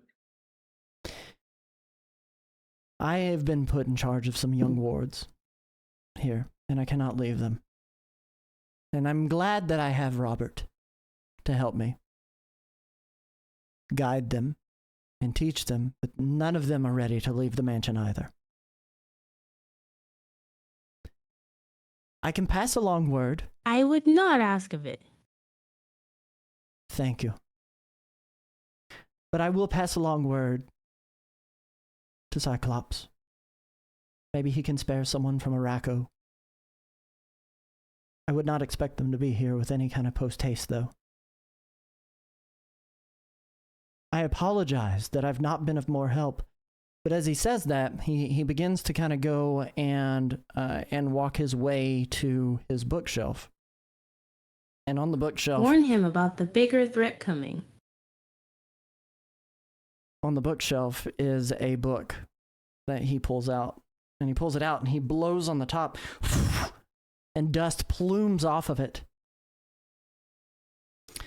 This is a tale I have not read in quite some time. But it may be of use to you. And in it is a description of a creature that is very similar to the creature that you're facing. And he flips it open. An illustration of a creature larger than life, red skin, talons as big as trailers. As described. The creature that you're looking at here is known as Devil Dinosaur.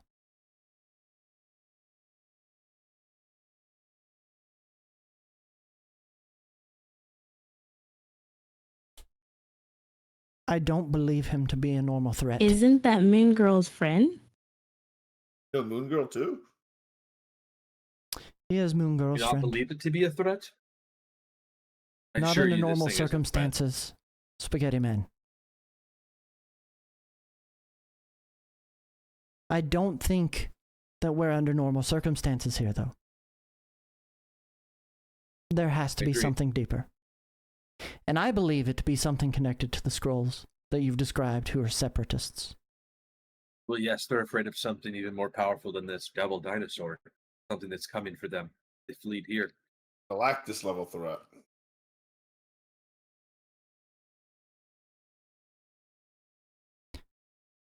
Perhaps the headline was lost in the. I don't know. Perhaps the story was lost. There's a long pause, Yeah.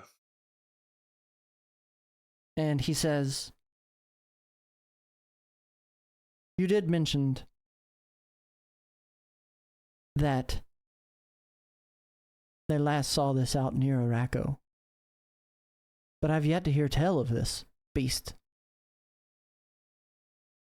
No one from back at headquarters there has given word about it, which I find intriguing as well as concerning. But I will gladly reach out. I'll see what That's other... either good or very bad. It is. And I will see what other information that I can find. But I think for the Yes. time being, my recommendation is to try to contain the beast. Try as we can, but may be difficult. I would agree. If Keep I in can touch with provide you Dragoness. assistance, we will be in touch 100%. And with Appreciate that, your help. and with that, he kind of sits down and he puts his face into his hands a little bit. Thank you, Hank. I'll be home when I can. We would love to have you back here. Robert. Cowards. Yes, Zed? What time is it now? At this point, it's in the afternoon. It's into the afternoon. Right around 4 o'clock, 5 o'clock. All right, it's going to take us 2 hours to get home thanks to rush hour. Right, so I guess the 5 of us will take off for there, and Recluse obviously has a date tonight, so he'll have to take off not to join us. He seems very concerned with this clock. It's a Saturday. The traffic won't be as bad. There's a dinosaur tearing up underneath the city. I'm concerned about that. I don't believe you were told you needed to come with us. Oh, excuse me. He doesn't say that. Sorry, I apologize. Robert, kindly show fine. these fine gentlemen the door, and Dragoness, remember, you're always welcome back here should this present any further problems for you. Robert, Glob Herman, shows up, and he opens the door, and he gestures. Appreciate it. Let's that go. And you guys go back out to your vehicles, tome in hand, mind you. You did anyone take the book that Beast put on the desk? I did not steal it. That's still his book. This is not Skyrim. I did not. I think he was giving it to you freely. I was taking it. There we go. Thank you. Okay. Oh It my was god. meant to be. It was Dragoness' house. He handed it, and Dragoness has taken it, tome in hand, and a little extra piece of the puzzle here into the origin of this new devil dinosaur. But as you leave X Mansion, the doors close behind you, not hard, but with a warmth that still welcomes you back. You get into your vehicles. You make your long 2-hour drive, hitting every single stoplight along the way. But you coast through the streets of New York City without a whole lot of interruption. Yelling inside his vehicle the entire time at every red light, shouting at people to drive, losing it, complete anger management control issues. Yes. Does the Recluse Mobile have a horn that he's It just does. blaring on? It does if he wanted it. Did he want it? That would draw attention. But he's losing it in his car. He might have a coronary. As you finally make your entryway onto Canal Street, you coast down to the entry of the subway that you'd been to before.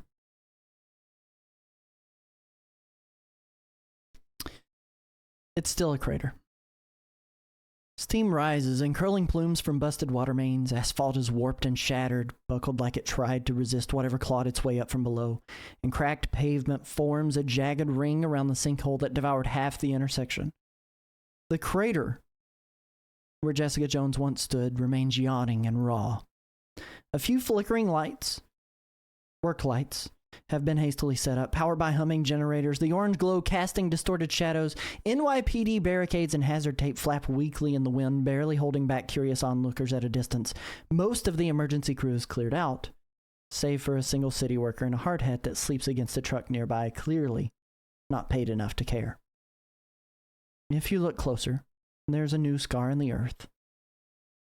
A gaping subway tunnel, one that was partially collapsed before, has been excavated just enough for access and reinforced with makeshift braces and rusted scaffoldings that creak with every shift of the underground. Rebar juts out like ribs from concrete bones. The jagged tunnel entrance gapes open like a maw, freshly dug by something massive and unnatural. The darkness beyond is thick and humid. The smell of scorched oil, copper, and a reptilian musk wafts up in waves. At your feet, claw marks, deep, deliberate, trace a path into the depths, but you'll notice that below the scrapes, the green letters still glow. The words, Sun Scale, is rising. The path before you is rough and wide enough to get your vehicles down. Clearly, it's been scraped for the excavators to make their way in without too much hassle. But you do have a lot of looky-loos that are still kind of nearby. What I'm going to want from you guys, for those who are going to enter in, is I want ego checks to remain stealthy in these vehicles, so no one stops you as you enter into the work zone. Target number is 13. Ha ha ha. And make sure that you roll your Zoom dice along with this.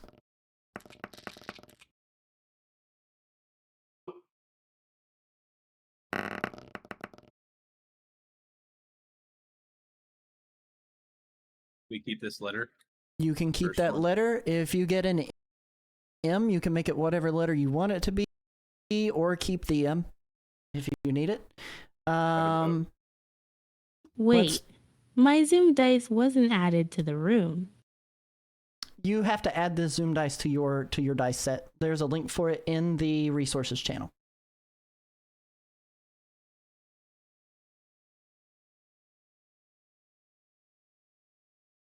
And once you've added it, refresh the room again, like to browse the top and Yep.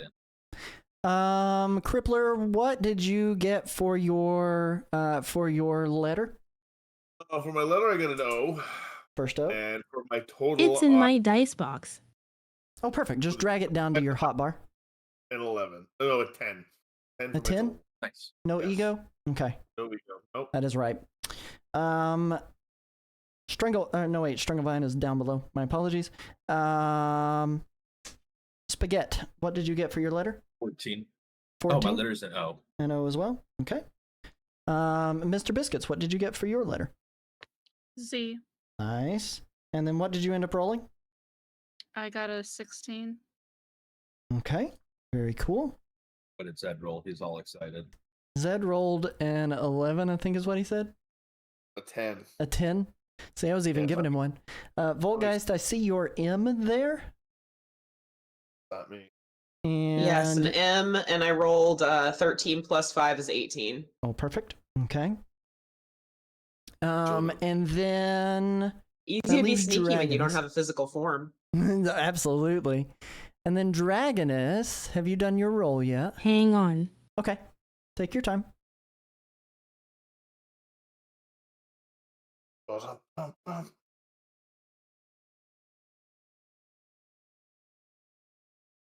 Forgetting I'm muted. I was gonna say Recluse is turning the air blue inside of his with all the swearing, and that's why he's drawing attention. Right. Well, that's perfect. And make sure you roll your Zoom dice as well. You can roll that separately. It doesn't have to be rolled with that, but it can be.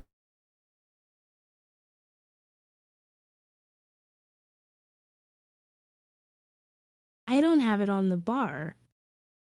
Drag it need to into go your over- hotbar. You click your the D20 icon up in the top right. It says Browse browse themes on it, and then you can drag that dice down to your hotbar.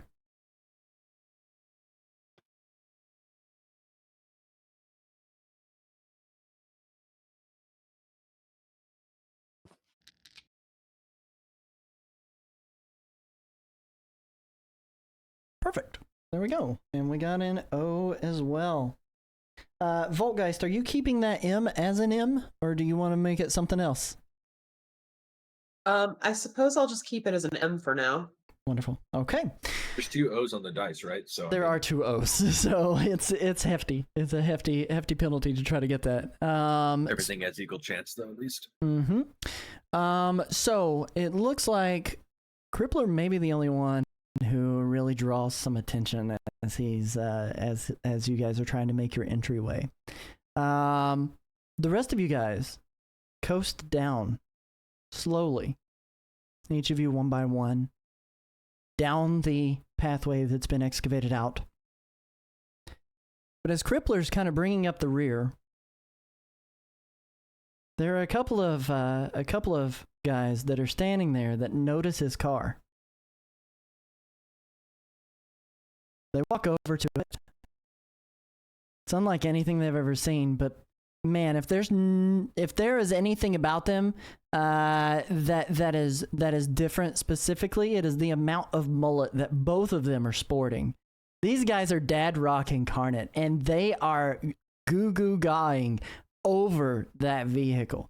One of them pulls out his cell phone and he tries to take a picture, but instead of it being in picture mode, it's in video mode, and he's taking a video and he's just standing there cheesing and smiling in front of your vehicle.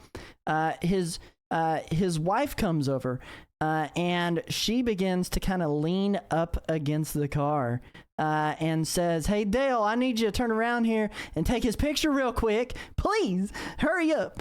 And what do you do? I know, right? I know. But listen, these guys, these guys, they are tourists. What does Crippler tourists. do as they're touching your vehicle? I hit the alarm. You hit the alarm. As you hit the alarm, it goes blaring. Wee woo, wee woo. Not that kind of alarm, but a different kind of alarm. But that was the first noise that came into mind. It's enough to wake up the sleeping worker that is laying on his excavator, leaning against his excavator. And he opens his eyes, jumps kind of to his feet pretty quickly, and he looks and he notices that you're trying to go down this pathway. I'm not trying. I'm going. All right. He starts to make his way over towards you as he sees your vehicle start to lurch forward. How fast do you end up trying to lurch forward down into there? How fast? You know what? I really kick it. Give me an agility check. I'll give Include you your an- Zoom dice. Including my Zoom dice. Is he behind Zoom, us? zoom, zoom. He Am I is about to behind get you rear-ended? guys. Yep. Oh golly, do I have insurance? Do we Oh, have no. insurance on these Terrible, things? actually. That's really Yeah, bad. that's pretty rough. That's a I I total forgot of where the 8. pedal was at. Do you have any agility? Yeah, you Yeah, I have have 2. two. All Have right. two, yeah. So you roll a 10. As you floor it, you feel the car kind of just like take off, feeling a mind of its own in some ways. Directly in front of you was Mr. Biscuits' vehicle. Oh no. Mr. Biscuits, what I want you to do is give me an agility check. Include your Zoom dice. Do you want to keep that M, by the way, Crippler? Why not? Okay. Don't run over the cat. No. 8, 9. What's your agility?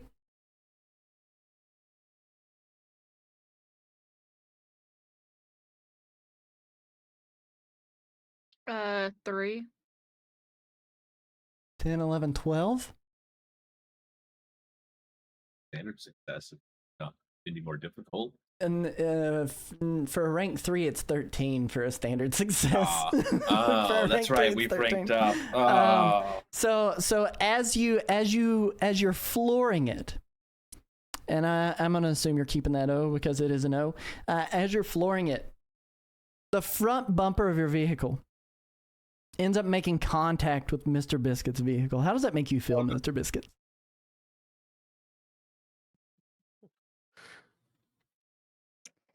This is why cats don't belong in cars.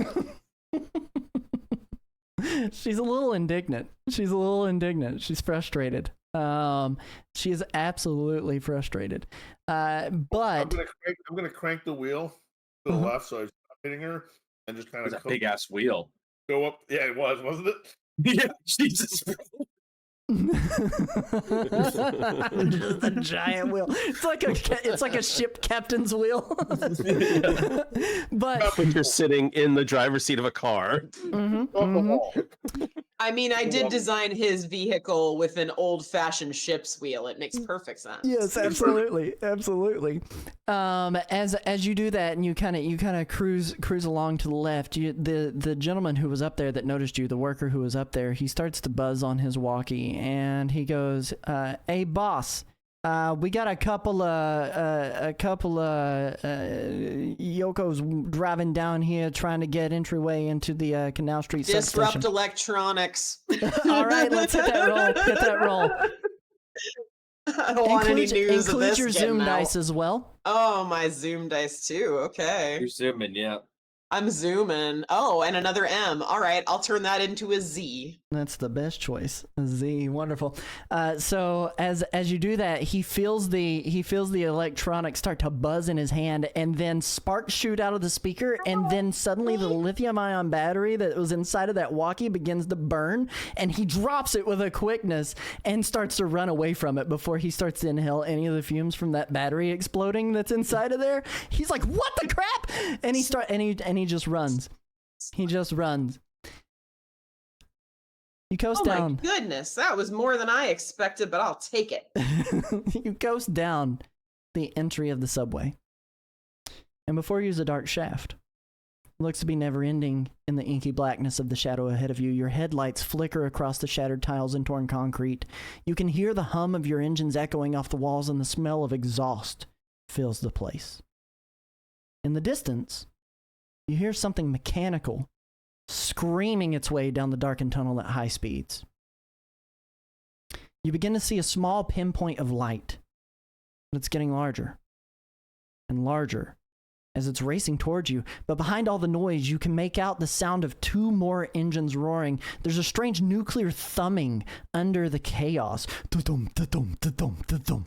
Just after the sound hits your eardrums, a blast of wind gushes out of the tunnel. And then you see dust and feel the rumble of the tunnels around you.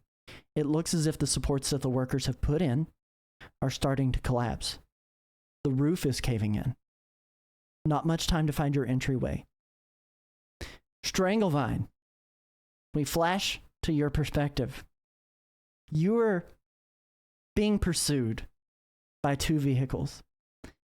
And at this point, you've discovered the whole reason that they were racing up to find you is because the subway tunnels are caving in and behind you. I need you to make an agility check.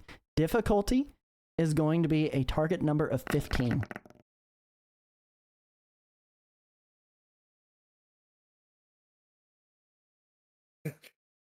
We got an M. I'll keep the M. Mm-hmm. And what is your total on that? Because you got a really great roll either way, but I'm curious what your total is as you're a new character. With agility? Uh-huh. Hold on a sec. So +8. Oh my so God. 23. All right. So you end up just goosing it, and you create a distance between you and them, flashing back to the perspective of the rest of Mr. Biscuit's Angels. You guys are desperate at this point. You don't want to go back out the way you came in. You've came too far. Gotta floor it. In front of you, the tunnels are caving in. What I would like from all of you is a vigilance check to be able to see if you can ascertain the grid, the mimic grid that Krevix was talking about. Oh my God. Mr. Biscuit's amazing roll.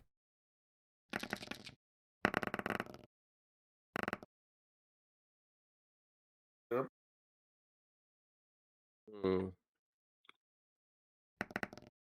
+4. 18 plus. It keeps scrolling down when I try to see what my roll was. I still 22. can't see it. You got a 22? 15Z. Amazing. 15 with a Z from Dragonus. Anyone got a get a letter 6 that they marble didn't 5. have? I did. I got another. Me, I also got an M. I never had an M yet. Okay. I got an O. now. I got a Z, and I got 12. Very cool.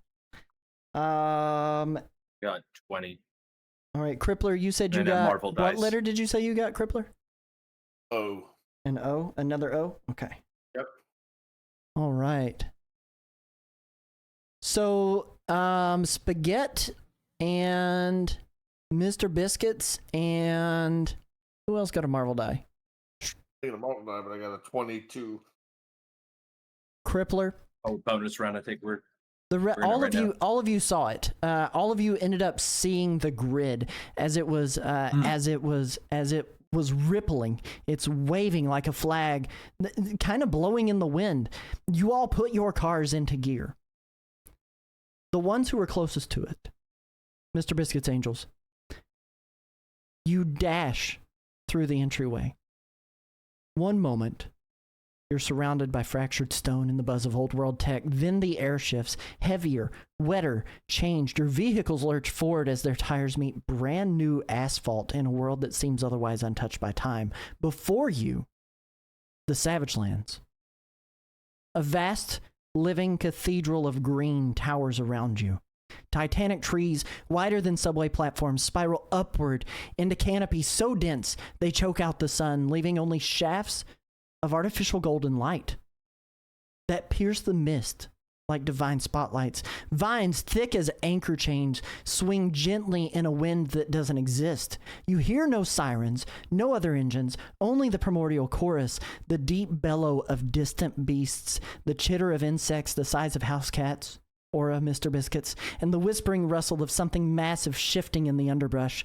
Ferns as tall as lampposts spread their fronds with alien grace, and mushrooms glow blue along a nearby fallen log, and across a ridge in the distance, a river of molten amber light flows. Not water, but something bioluminescent, carving its way through the terrain like a living vein. The ground itself pulses with a strange heat, and just beyond the tree line, a massive silhouette lumbers silently. Bursting through the grid behind you and launching itself over you is a man wrapped in vines, attached to a vehicle not unlike the ones you find yourselves piloting. Just after that man flies past you, you see two more vehicles come shooting through the grid, but that man yells out something as he shoots over you. What does that man yell out? Nature's fury and justice grows sweet on the vine. In a thick Russian accent, he yells these words. And now we will roll for real initiative. Do not use your Zoom dice in the initiative roll here. Okay, 66. Yep, With 66. 3d6. I'm sorry, I meant 3d6 with double edge.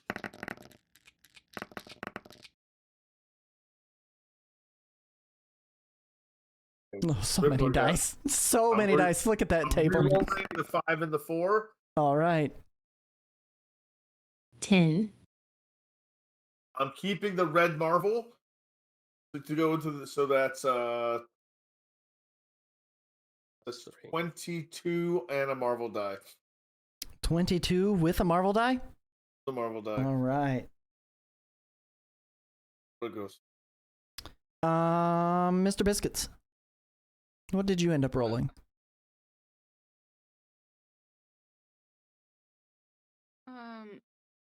Isn't it heightened senses that gives me something for initiative rolls? I don't think so, but you do have something that gives you edge, if I'm not mistaken. Let me. I have something that gives me something on initiative rolls. You have an E there next to your initiative modifier. I do. That would be edge. Yeah, something's giving you edge. You can re-roll your lowest die. Or I would re-roll your lowest for an initiative check. Yeah. I got Dragonus at a 10, Spaghetti at a 10, Crippler at a 22 with a Marvel. Voltgeist, what did you roll by chance? I see 8 in the chat in the log, but with your vigilance bonus. Sorry, rechecking for me. Mm-hmm. Okay, my initial modifier is +4, so it'll be 12. Okay. And then Stringlevine, you rolled a 15 plus. Oh my gosh, an 18. That's really good. Coming out the gate strong for your first initiative roll. While we're out of character here too, did we see the sun from like cracks in the ceiling because we're underground, or is it like there's a second kind of fake sun, like what's that, the Lost World or whatever it's called? Second kind of fake sun. It seems artificial. Cool. It feels Gotcha. artificial. I wanted to know what I was looking at when you mentioned that. I was like, And you guys are indeed underground. I saw your question in the chat. Right. You guys are indeed underground. I'm trying to think of what that movie is that I'm thinking, but yeah. Land of the Lost? Right, Land of the Lost, that's it. Or Journey to the Center of the Earth, right? Or Journey to the Center, that's the one I'm really thinking, yes. And it was plus vigilance for initiative, or? Yep. Yeah, okay, so I've got a 14. Ooh. All right. And then I am going to roll for my scroll interfacers. Okay. They got a Marvel die, but they did not roll well. Sorry for the noob. So initiative modifier is your vigilance? Yes. Yes. Just add that to it, yep. Okay, so then I have this wrong. Mine would be 19 then, because my initiative modifier should be a 4. My God, there we go. Ollie. All right, so initiative order is going to go. Crippler will be going first. He is in the bonus round. Followed by whatever alias he's going by right now. Followed by Stranglevine. Followed by Mr. Biscuits. Followed by Voltgeist. Followed by Spaghetti. Followed by Dragonus. With bringing up the rear end is going to be the interfacers, but they do participate in the bonus round as well with a Marvel die. This specific battle is going to be a little bit different, okay? So just to let you guys know up front, this specific battle is going to be a little bit different than what your standard battle actually normally is. The cars come barreling through the grid. You realize that the lava stream that you spotted is moving all of you forward. The volcano on the ridge has just erupted before your entry, and the lava is beginning to cover the entrance to this location. Stay here and burn alive, or race away with the 3 other cars. Not a whole lot of options or time to decide. The pathway before you stretches into a straightaway dead ahead. Those who rolled a Marvel on the Marvel die during the initiative check will get a boost right away. They are in pursuit of Stranglevine, who is in the lead currently. They help close the gap. They did not stop to observe the Savage Lands as they burst through the grid. They are familiar with it. This is familiar territory. Stranglevine has been down here for weeks, investigating. It seems that the two scroll interfacers are focused on just Stranglevine for the time being, but the pathway splits and you're given a choice of options. On the left is a chicane surrounded by fallen logs. It's narrow and the dirt road isn't easily navigated, but it does seem to lead out to a clearing that is just near Stranglevine and the scroll interfacers. To the right is the pathway the scrolls are headed up. It's clear and the road is wide. It'll allow you to maintain your speed and keep the interfacers in sight. Team, what are you deciding to do? Which pathway would you like to take? And specifically, we are going to start with Crippler. Is there a pathway that gets me within 5 spaces of the scroll interface? There is not, as they are moving at a significant pace. This is going to put you quite a bit closer, but not within 5 spaces of them. So what you're telling us is for the first couple turns, we're just driving. Yes. You guys are trying to catch them for the first couple of turns. How many turns You is it get going that to zoom. How many turns at this initiative? How many turns is it going to take us to get there? Depending on your decisions and what kind of hazards you end up hitting, it could take up to 3. Okay. What pathways do we want to go, team? Oh, team decision. That's Not what you split. said. That's what you said. Team decision. You can decide to split off if you would like to. The team doesn't have to follow. Each of you can decide to go on a different route if you would like to. But Crippler, you get to decide which way you would like to go, unless you want the full team to follow you. The path that's going to get me closest to them. Then it would be the left path on the dirt road. Okay. Your target number is going to be a 15.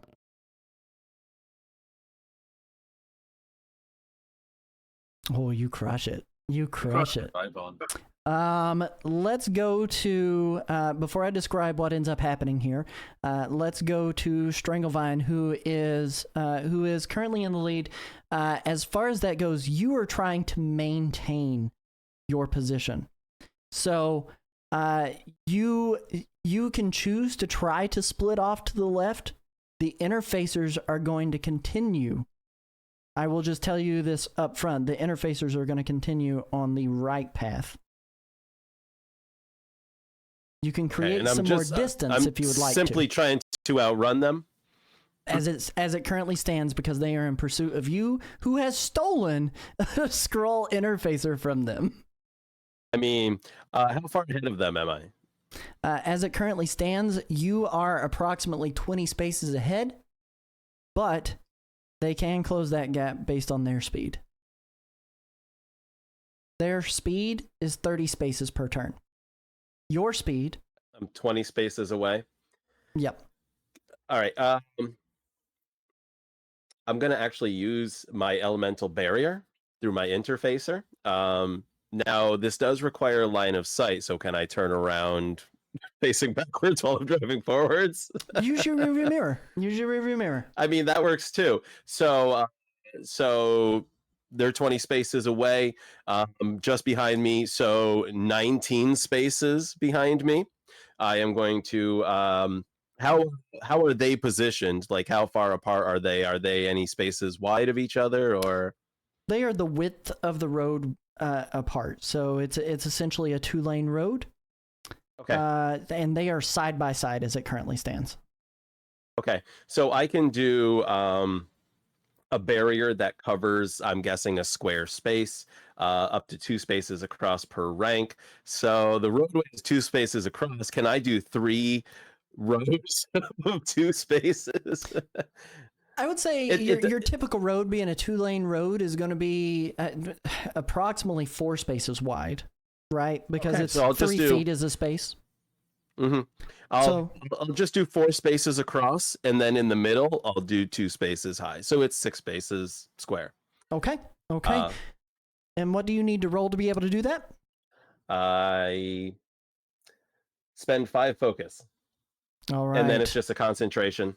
Okay, so you're not going to take a turn. Instead, you're going to maintain, and you're going to use a power. You're not going to turn left. You're just going to maintain. Does he Yeah, have I'll to keep maintain. looking through the rearview mirror the entire time to keep concentration. I mean, really, I'm just hoping that they're gonna hit it. I mean, like I said, I placed it one space in front of them. Like it would. Go ahead and do your roll. And also, Zed, if you could, roll a Zoom dice as well. Oh, Zoom dice. Yes. And Wait, don't forget your he's Zoom rolling? dice too. Zed just didn't roll his Zoom dice prior. I got you. Oh, Okay. Okay. Can I use a reaction on this vehicle for it? You can use a reaction. This is battle. Go for it. What do you want to react with? I just want to start smashing some different buttons here on my dashboard to see what does what. Feels like we're in the cars, we're moving, you know. I didn't get a tutorial or nothing. I didn't see one in the glove box, so I just want to see if you start seeing what some buttons do. innately, See your if car things kind shoot of out. moves as you're moving, and you can kind of feel it moving. And as you press one of the buttons shoots out a little takeout tray of noodles. Another button fires a corn dog out the exhaust pipe. You're like, what in the world is going on here? You're so confused. This is String great. So, I apologize. So I'm doing my roll here. Now it says I make an agility check, and I compare the results against the agility of anybody targeted. Yep. And on a success, I choose which side of the barrier they end up on. Yes, So, sir. But on a failure, they choose. So, all right, rolling away. Okay, that is a great roll. That is a phenomenal roll. It's an agility check too, and I will tell you their agility defense is 14. All right. So you're at And you 13 got a already. second. You You got your one agility, second you're O. good. You got your second O. got So my this is a second O. fantastic success. So what I want you to do is I want you to describe for me what happens with your power exactly. So basically, I one hand on the wheel, checking out the rear view so I can see where I'm dropping it. I just right hand send a vine out right down onto the ground, and it just coils there. And then right before they hit, it just springs up 10 feet tall in front of them, right in front of their vehicles. Does this barrier do any damage? That's the one thing. I believe the barrier itself, any attacks to it absorbs 10 points of damage. But on a fantastic success, the target suffers the element special effects too. So I'm assuming Which for if yours anything is poison is what we decided, right? is toxin. Yep. So let's say that they I don't know if you'd decide that it would slow their vehicles at all, but let's say they crash through the vines and it's just a puff of spores and poisons them. Absolutely. So what ends up happening is as they make contact with the walls that you have set up on them, the barriers that have sprung up directly in front of them, they don't have time to turn and avoid any of it.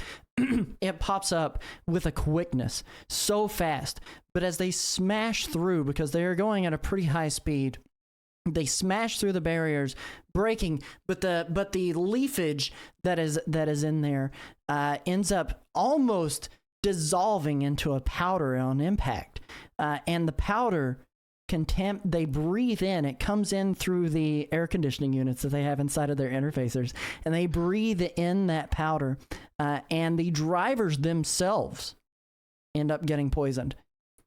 The damage that it would absorb up to, because I think there's an up to damage, right? That it can absorb? 10. Up to 10. It deals 10 damage to both of the interfacers. To both of the vehicles. Phenomenal work. Already kind of did that slow them at all? It does slow them down, and they are poisoned. It does slightly slow them down, creating a bigger gap. Yes, sir.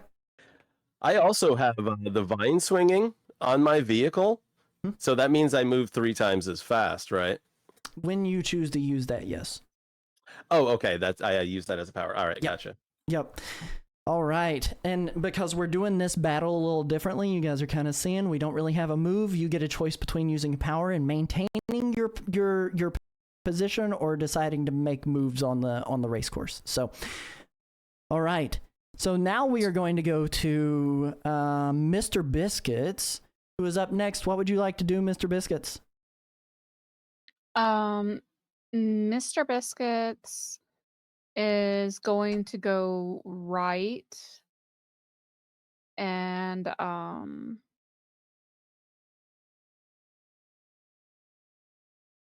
so how far are they from me then?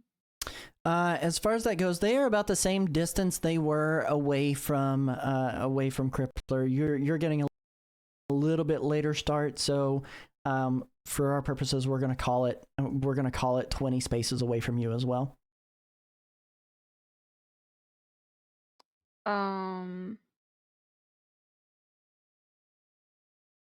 Would I be able to reach 20 spaces with my tentacles? You have extended reach. Spaces. Yeah, you have extended reach too, so it's up to 10 spaces away. 10. So you okay. need to do some catching up to be able to grab them. Okay, so then it sounds like I'm driving, I guess, All as right, best so as you're a going to little maintain. kitty can. You're going to maintain. Sounds that way. Very cool. We are going to go to Voltgeist now. Fantastic. I'm just trying to keep up pace at this point in time. Since I'm kind of last in the turn order right now, I think what I'm going to do is hold my turn for the top of next round so that I can use handy things like battle plan. Okay, so you are going to stay parked where you are and continue to create. There are people that are creating distance as we are in pursuit. You may want to chase. I'd like to keep up with them distance-wise, but I don't have an action to take this turn. So movement, yes. Action, no. Would you like to possible? close the Double gap? move. Because if you would like to close the gap a little bit, not completely close the gap, but catch up to where Crippler Recluse is, you can take that left pathway, where he has started kind of gaining ground. Sure, Yeah, 'cause I'll you can do that. A movement is your action as well. Yep. Like Crippler did, Yeah, double that'll movement. work. Go ahead and I'll give do double me movement an then. agility check. The target number on this is going to be 15. Oh God! Biscuits did too. I guess everyone did double movement. I don't think that's gonna happen. Hold on, let's see. We are kind of sticking out of the. Oh my gosh, you got a fantastic seeing- something. Yeah, right? That's nice. Yeah, but that's still only a 12, and I have no agility, so I do not.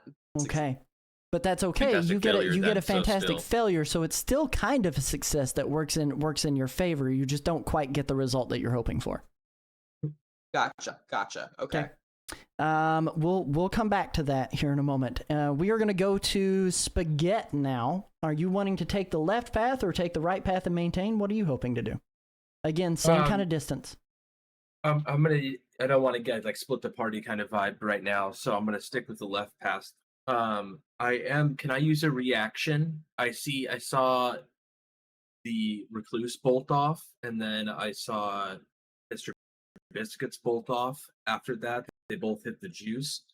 Can I use a reaction to reach out with my extended reach and grab on elastic noodles to Mr. Biscuit's vehicle for some like Operation Slingshot Oh, you're wanting to do a fastball special kind of situation, huh? kind of situation? Yes. Let's go ahead. We'll try it out. So Right. you are going to have to do Right, this is gonna need some dice. I agree. Mr. Biscuits, did you take the left path or the right path? Oh, that's a good point. You took the right path.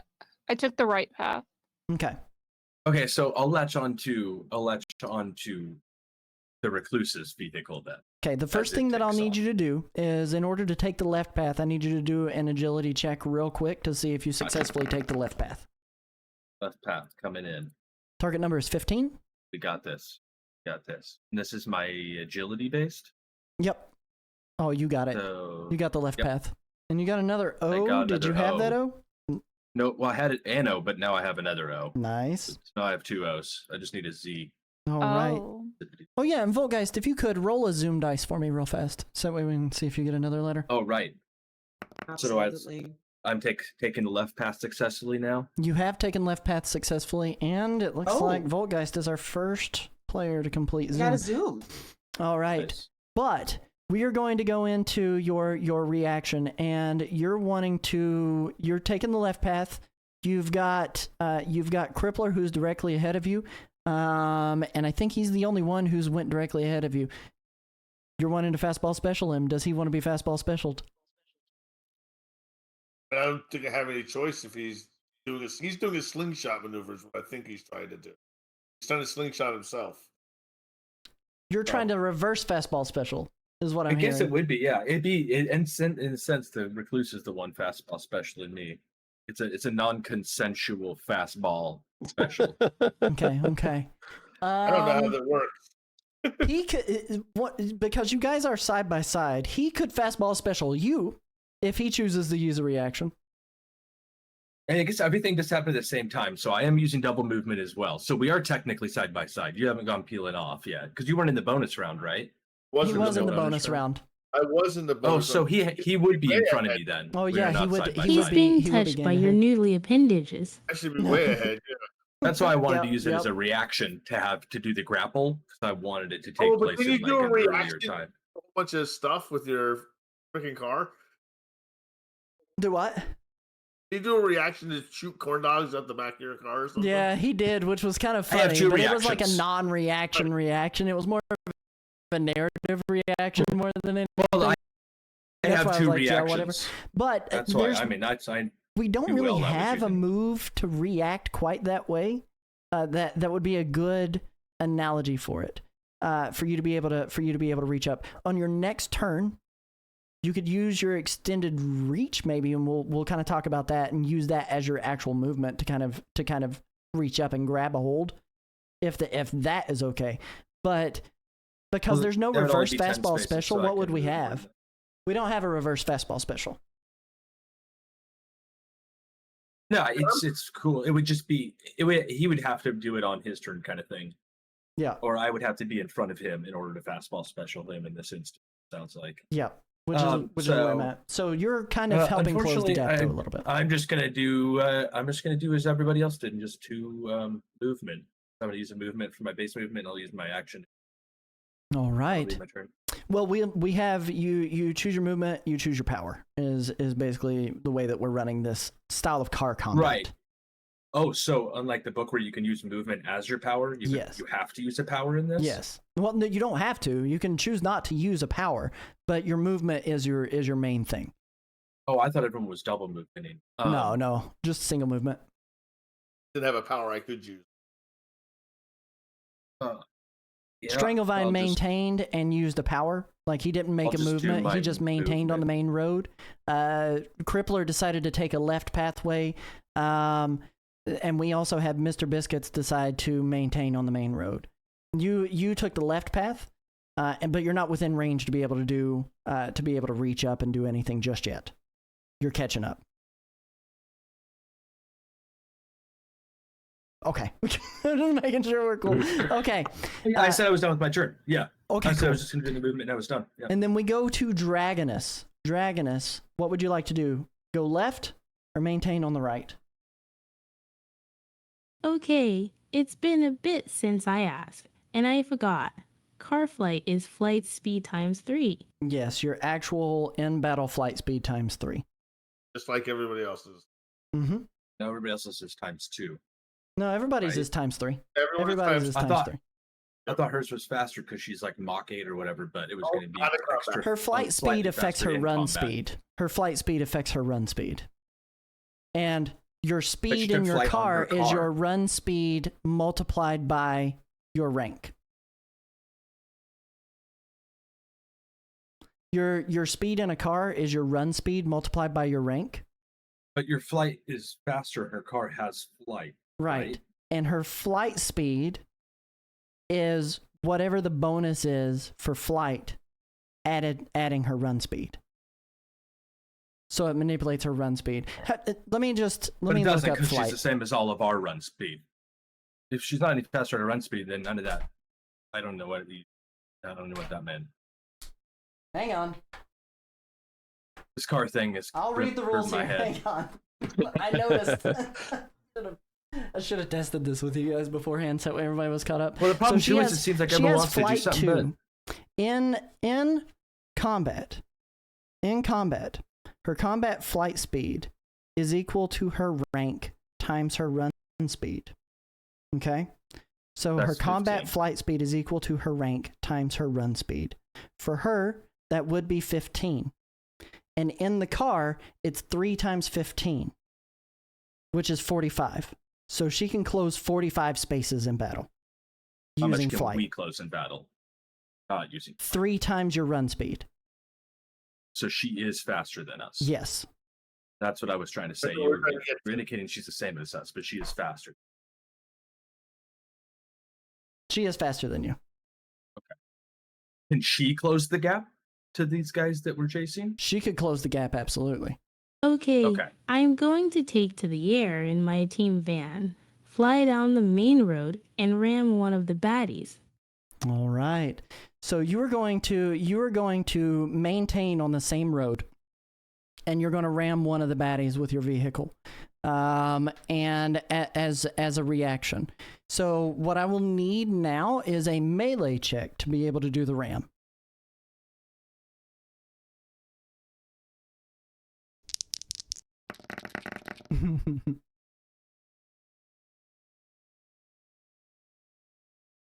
Got another O.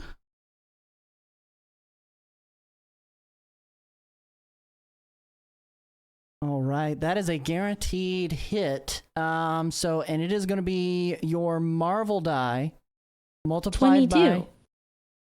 Yeah. So it is going to be your Marvel die multiplied by your modifier for melee, which in your case is going to be 6. So you got a 4 times 6. No, my apologies, it's 5. 4 times 5, but they do have sturdy 2. So it's going to be 4 times 3, which is 12, plus 6, which is 18, multiplied by 2, which is 36 points of damage. But the return back Mighty as to you, well. yeah, I was working it off of your multipliers. So 36 points of damage. What is the return damage back to her vehicle, though, when you ram?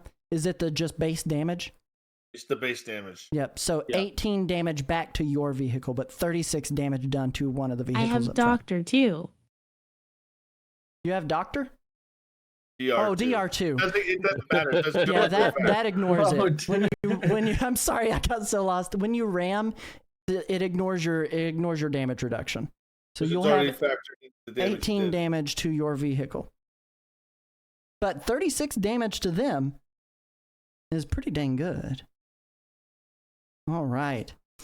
Now we are into the scrolls, and they're going to continue to just maintain. End of turn. I heal 3. Yes. They just maintain their. End of turn. I heal 3. Yes. They maintain their position, still in pursuit of Stranglevine. Not a single power is used by them. As it stands, they're still just trying to chase him down.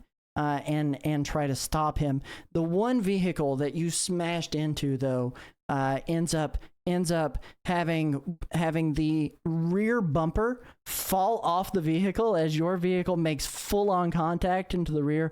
The scroll that is piloting the vehicle, his head whips back, and he kind of jerks a little bit, and the car swerves in front of him. For those of you that took the left path, as you cut your wheels left, you hear branches and vines tearing at the undercarriage of your cars. The front ends of your vehicles rip through a small water pool. Mud and brown-tinged water slap across your windshields. This pathway wasn't exactly optimal, but it does give you a slight lead as you launch over the fallen detritus. Your wheels touch down near simultaneously on fresh asphalt, creating a squeal of melted rubber meeting hot road. For Voltgeist, who took that left turn to try to close a little bit of the gap and had the Marvel die on the failure, something goes right your way, but something also has to go wrong. What would you like the result to be, Voltgeist?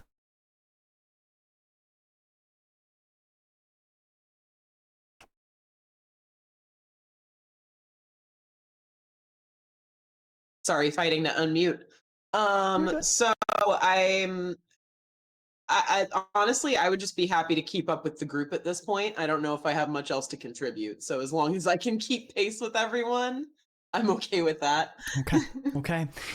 Your light cycle ends up touching down, and as you go through, the rear end of the light cycle starts to come around, and it bounces a little bit off one of the fallen logs to the left, bounces a little bit off one of the fallen logs to the right in the chicane, and you gun it to try to keep the light cycle from starting adrift, maintaining your speed alongside of Spaghetti. Crippler just a bit of distance ahead of you as you see it, but in the process, with hitting on the left and on the right, your vehicle ends up taking 6 points of damage from the logs that did make contact with your rear wheels. Well, I guess I should have mentioned I've never actually held a driver's license. Just All hacked right. the DMV. That is amazing. For those of you that continued on the right path, you cut your wheels to the right and make the turn easily. The scrolls maintain at a high speed in hot pursuit of Stranglevine. You close no distance, but you can see the targets clearly. You all come merging together on a new highway. Metal guardrails holding you in line as you start an ascent up the mountain trail. The air is crisper here, but you also get a hint of sulfur that is strong. If you look in your rearview mirrors, you see the lava pooling at the base of the mountain where you were just at. You look up, and coming up is an extremely sharp V curve. The roadway narrows, and you see why. There are large, thick vines drooping down from the mountain tree line that seem to cover an entryway.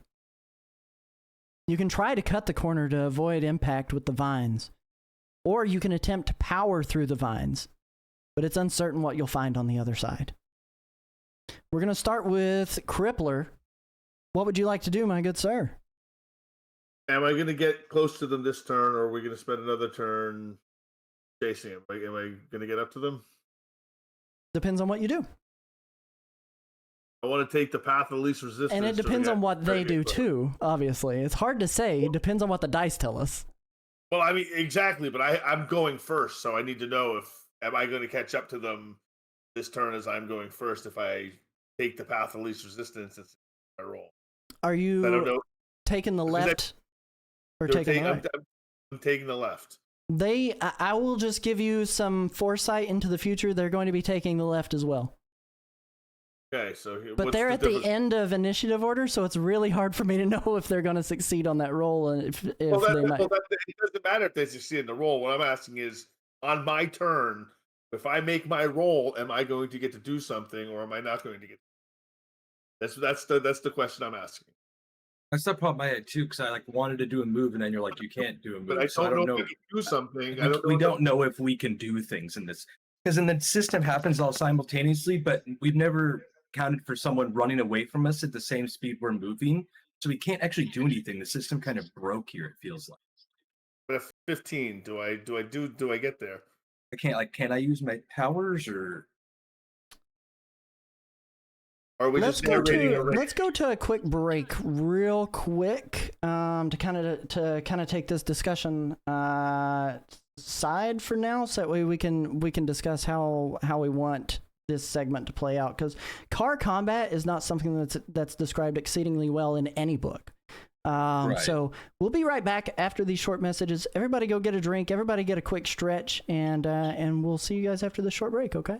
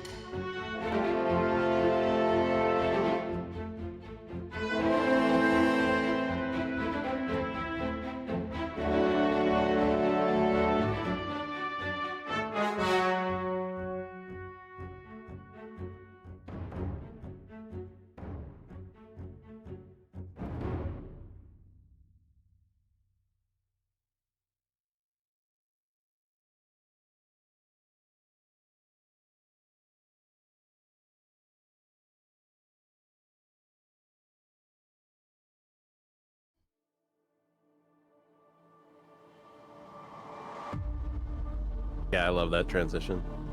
We're back. We are back. All right. So as we were going into this next turn, we had to do a little bit of a respite to fully understand car combat and the intention that I had behind this specific scene, because it's something that hasn't been explored before and something that's not heavily emphasized, definitely not in the core book, and very lightly in the Spider-Verse book. For those of you who are still following along, thank you for being here. Thank you for bearing with us while we took a quick break, so that way we could all make sure that I'm not the only one who came up with this and understands what's exactly going on. It makes a lot more sense to me now. We are going into a hard cutback V-turn. Our players have been given the choice between taking a left or taking a right. Left is a sharp turn. Right, they can power through some vines to be able to not have to try to make that sharp turn. But it's untelling what's going to be beyond the vines. So, Crippler, what would you like to do? Left or right? Left to get a 13. All right, you got a 13. All Yep. right, and then we're gonna go to String of Vine. What would you like to do? I'm going to use my vine swinging to try to get some distance between me and them. So that gives me 45 move, right? Mm-hmm. Okay. Need a roll? Nice. Yep, 15 times 3 is what you'll have. And we got an M on that. I would assume that you want to use that as one of your O's. Oh. Yep. That gives me zoom. All right. What stat am I using on this roll? Is it So for this roll, it was an agility based. okay? So do I add 5? Yep, you would add 5 to that total roll. Okay. So 15. 15. Awesome. Okay. And then we're going to go to Mr. Biscuits. Would you like to go left? Or would you like to try to go right and power through the vines? I apologize. I didn't give you a direction. I am trying to hang the turn Okay. to the left. Yep.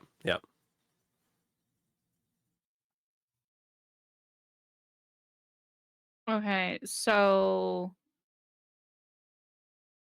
I was maintaining behind, so if I stayed this way, I got to deal with the vines. Is it? You can still Right. maintain and take that left turn, or you can attempt to power through the vines.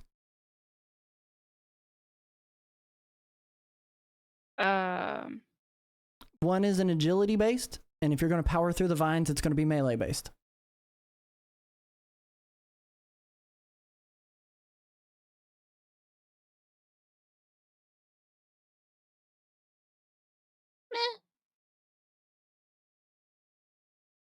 Either's fine. And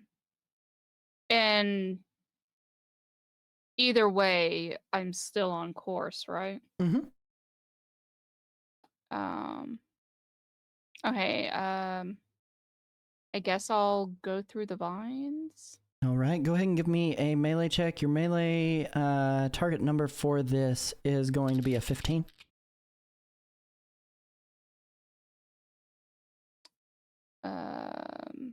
Nice. Very nice. Another O as well. Very cool. Voltgeist, which way would you like to go, left or right? I'm going to take the left and attempt the sharp turn.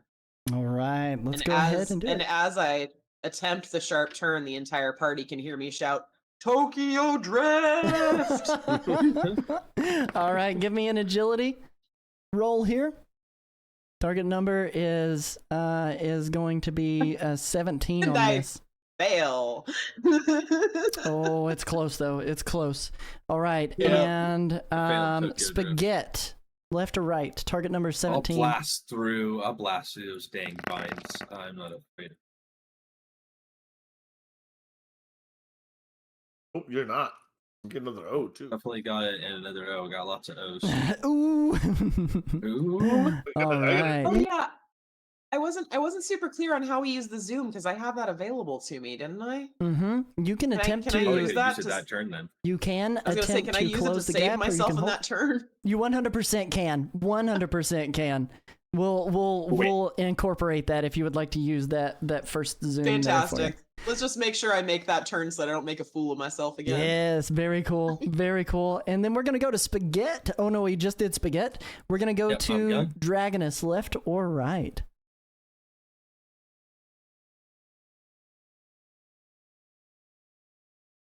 You know you want to plow through those vines like I did. I'm flying.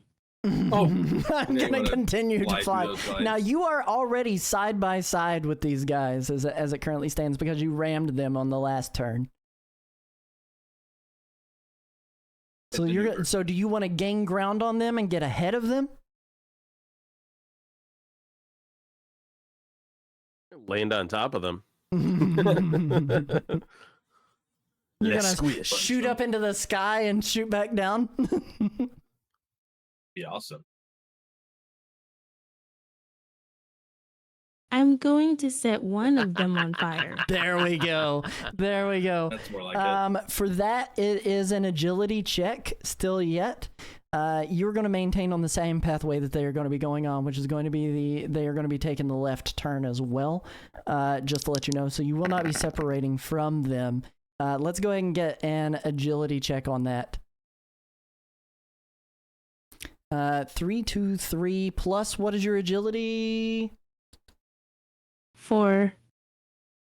All right. So 3, 2, 3, 6, 8, 12. 12.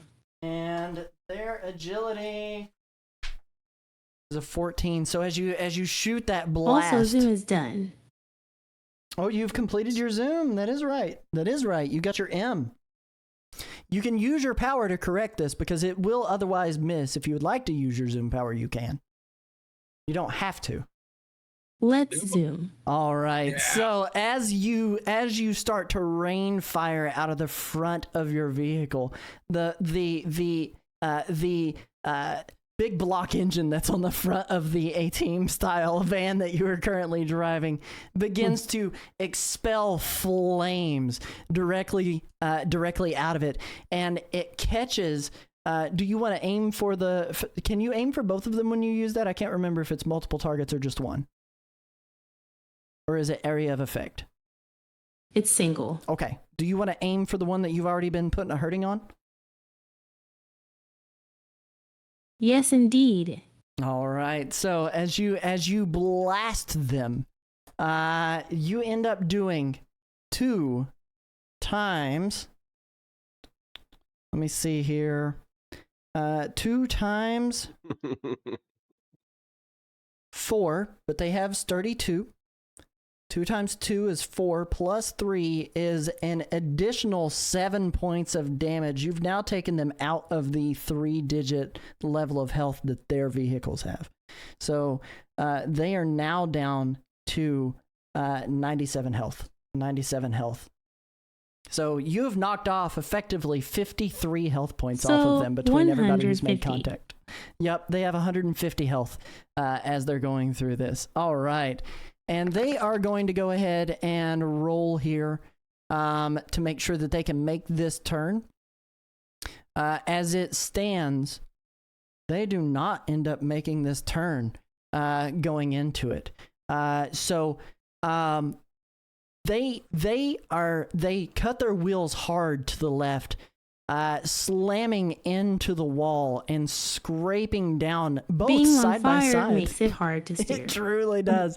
Both side by side. The one to the left that was on fire is screaming help to his friend who is on the right as they are scraping down the side of this, the side of the cliffside there, descending deeper. They end up taking both of them because they've slammed into this, and it wasn't a complete botch on the roll, but they both end up taking an additional 10 points of damage to them, bringing the one that hasn't been attacked hardly down to 130, and the one that you just shot a fireball at down to 87. For those who took the left turn, as you cut your wheels to the, as you whip your wheel with all your might to the left, tires sending billows of white smoke, screaming at an extremely high pitch. The Skrull enforcers are still in pursuit, but they're not gaining any ground. As a matter of fact, they've slowed down slightly due to the impact against the cliffside. It's looking like you may have made the correct choice. The time is of the essence, and any wrong move here could spell disaster for your vehicle. Crippler, you did take the left in that last turn, correct? And missed the target number of 17? Yep. You slam into the wall, scraping down at 10 points of health coming off of your vehicle. For those who decided to take right, you plow through the vines. They shatter under the force of your cars, each one the size of a sedan but brittle. Debris flies everywhere, and as the leafage clears, you see nothing straight ahead. It's a cliffside that drops down into a ravine. Below you is a swamp. You need to come to a stop or careen off the side like a meteor. For those there, I need you to do an agility check for me. Target number to stop this vehicle is going to be 15.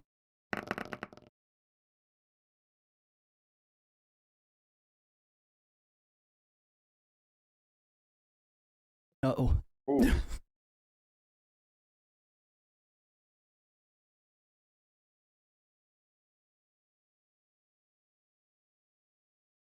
And you took the right as well, Spaghetti? Powering through the vines? Yes, sure did. Give me an agility check to stop. I hit me brakes. Coming in. And I have So many 2 O's. agility. So 9, 12. Another 9 O's collection. Oh, all right. What are these currency-wise worth? All the O's. Unfortunately, nothing until you build a Zoom. So you're just getting a whole bunch of duplicates right now, and it's not filling out your letters. But as you guys make your way up the mountain and you try to hit the brakes to stop, these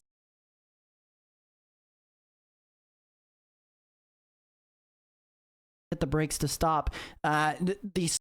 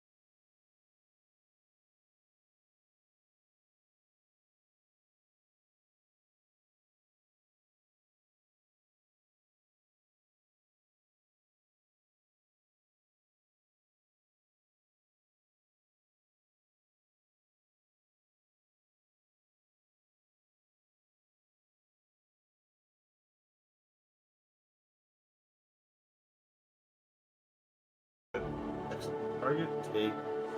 Are we back? Yes. Maybe come back. Are we back, chat?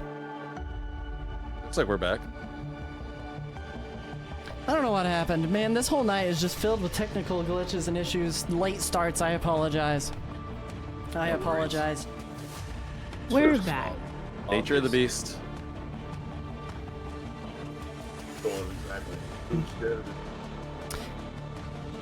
All right, There we're we back. go. I'm back as well now. Thank you all for bearing with us while we tried to make it through that. Thank We're you guys back so at freaking Dinosaur much. Story.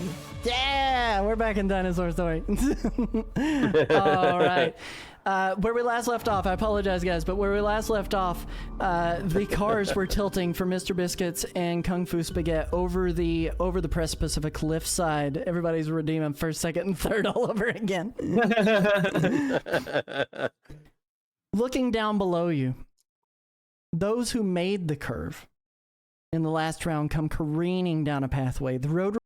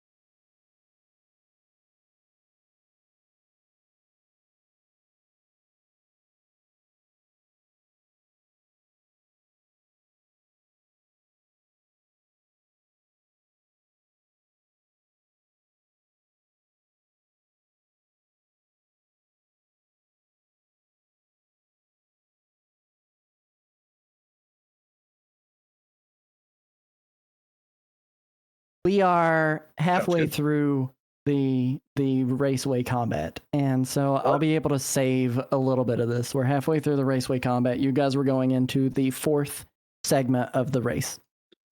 So I'm sorry, you guys. No, it's all good. I'm sorry. It's all good. It's pretty cool, actually. Hey, man, you have Reminds me nothing to of, apologize Okay, for. yeah. It reminds me of the fucking not Transformers, the Mighty Morphin Power Rangers movies where they're all racing through the forest and they're like Zords they just got and shit. Oh, I thought it was pretty cool, Oh man. especially now that I know what's going on. I wish I caught on quicker, and then I'm upset because I was confused there, just trying to figure out what was going on. Yeah. Even I was taking it so slow too. I was like, oh, I guess I'll go left because I don't want to split the party. I didn't even think we were like racing. I was like, oh, we're going into a cave to fight, and I don't want to be separated from the crew. And my head was in a completely different spot and didn't line up well. But now I know what was going on. It felt like it was a lot smoother. Yeah, agreed. don't do the closing rituals. The what you like, do all that. Don't forget that because that stuff's important. You did good tonight, man. Where we last Yeah, left man, off, I definitely. apologize, guys, but where we I last left And off, honestly, too, the cars were tilting for if I Mr. would have, I Biscuits feel like too, and if I would have Kung Fu known to Spaghetti read over read up a over little bit on the precipice of spider cliffs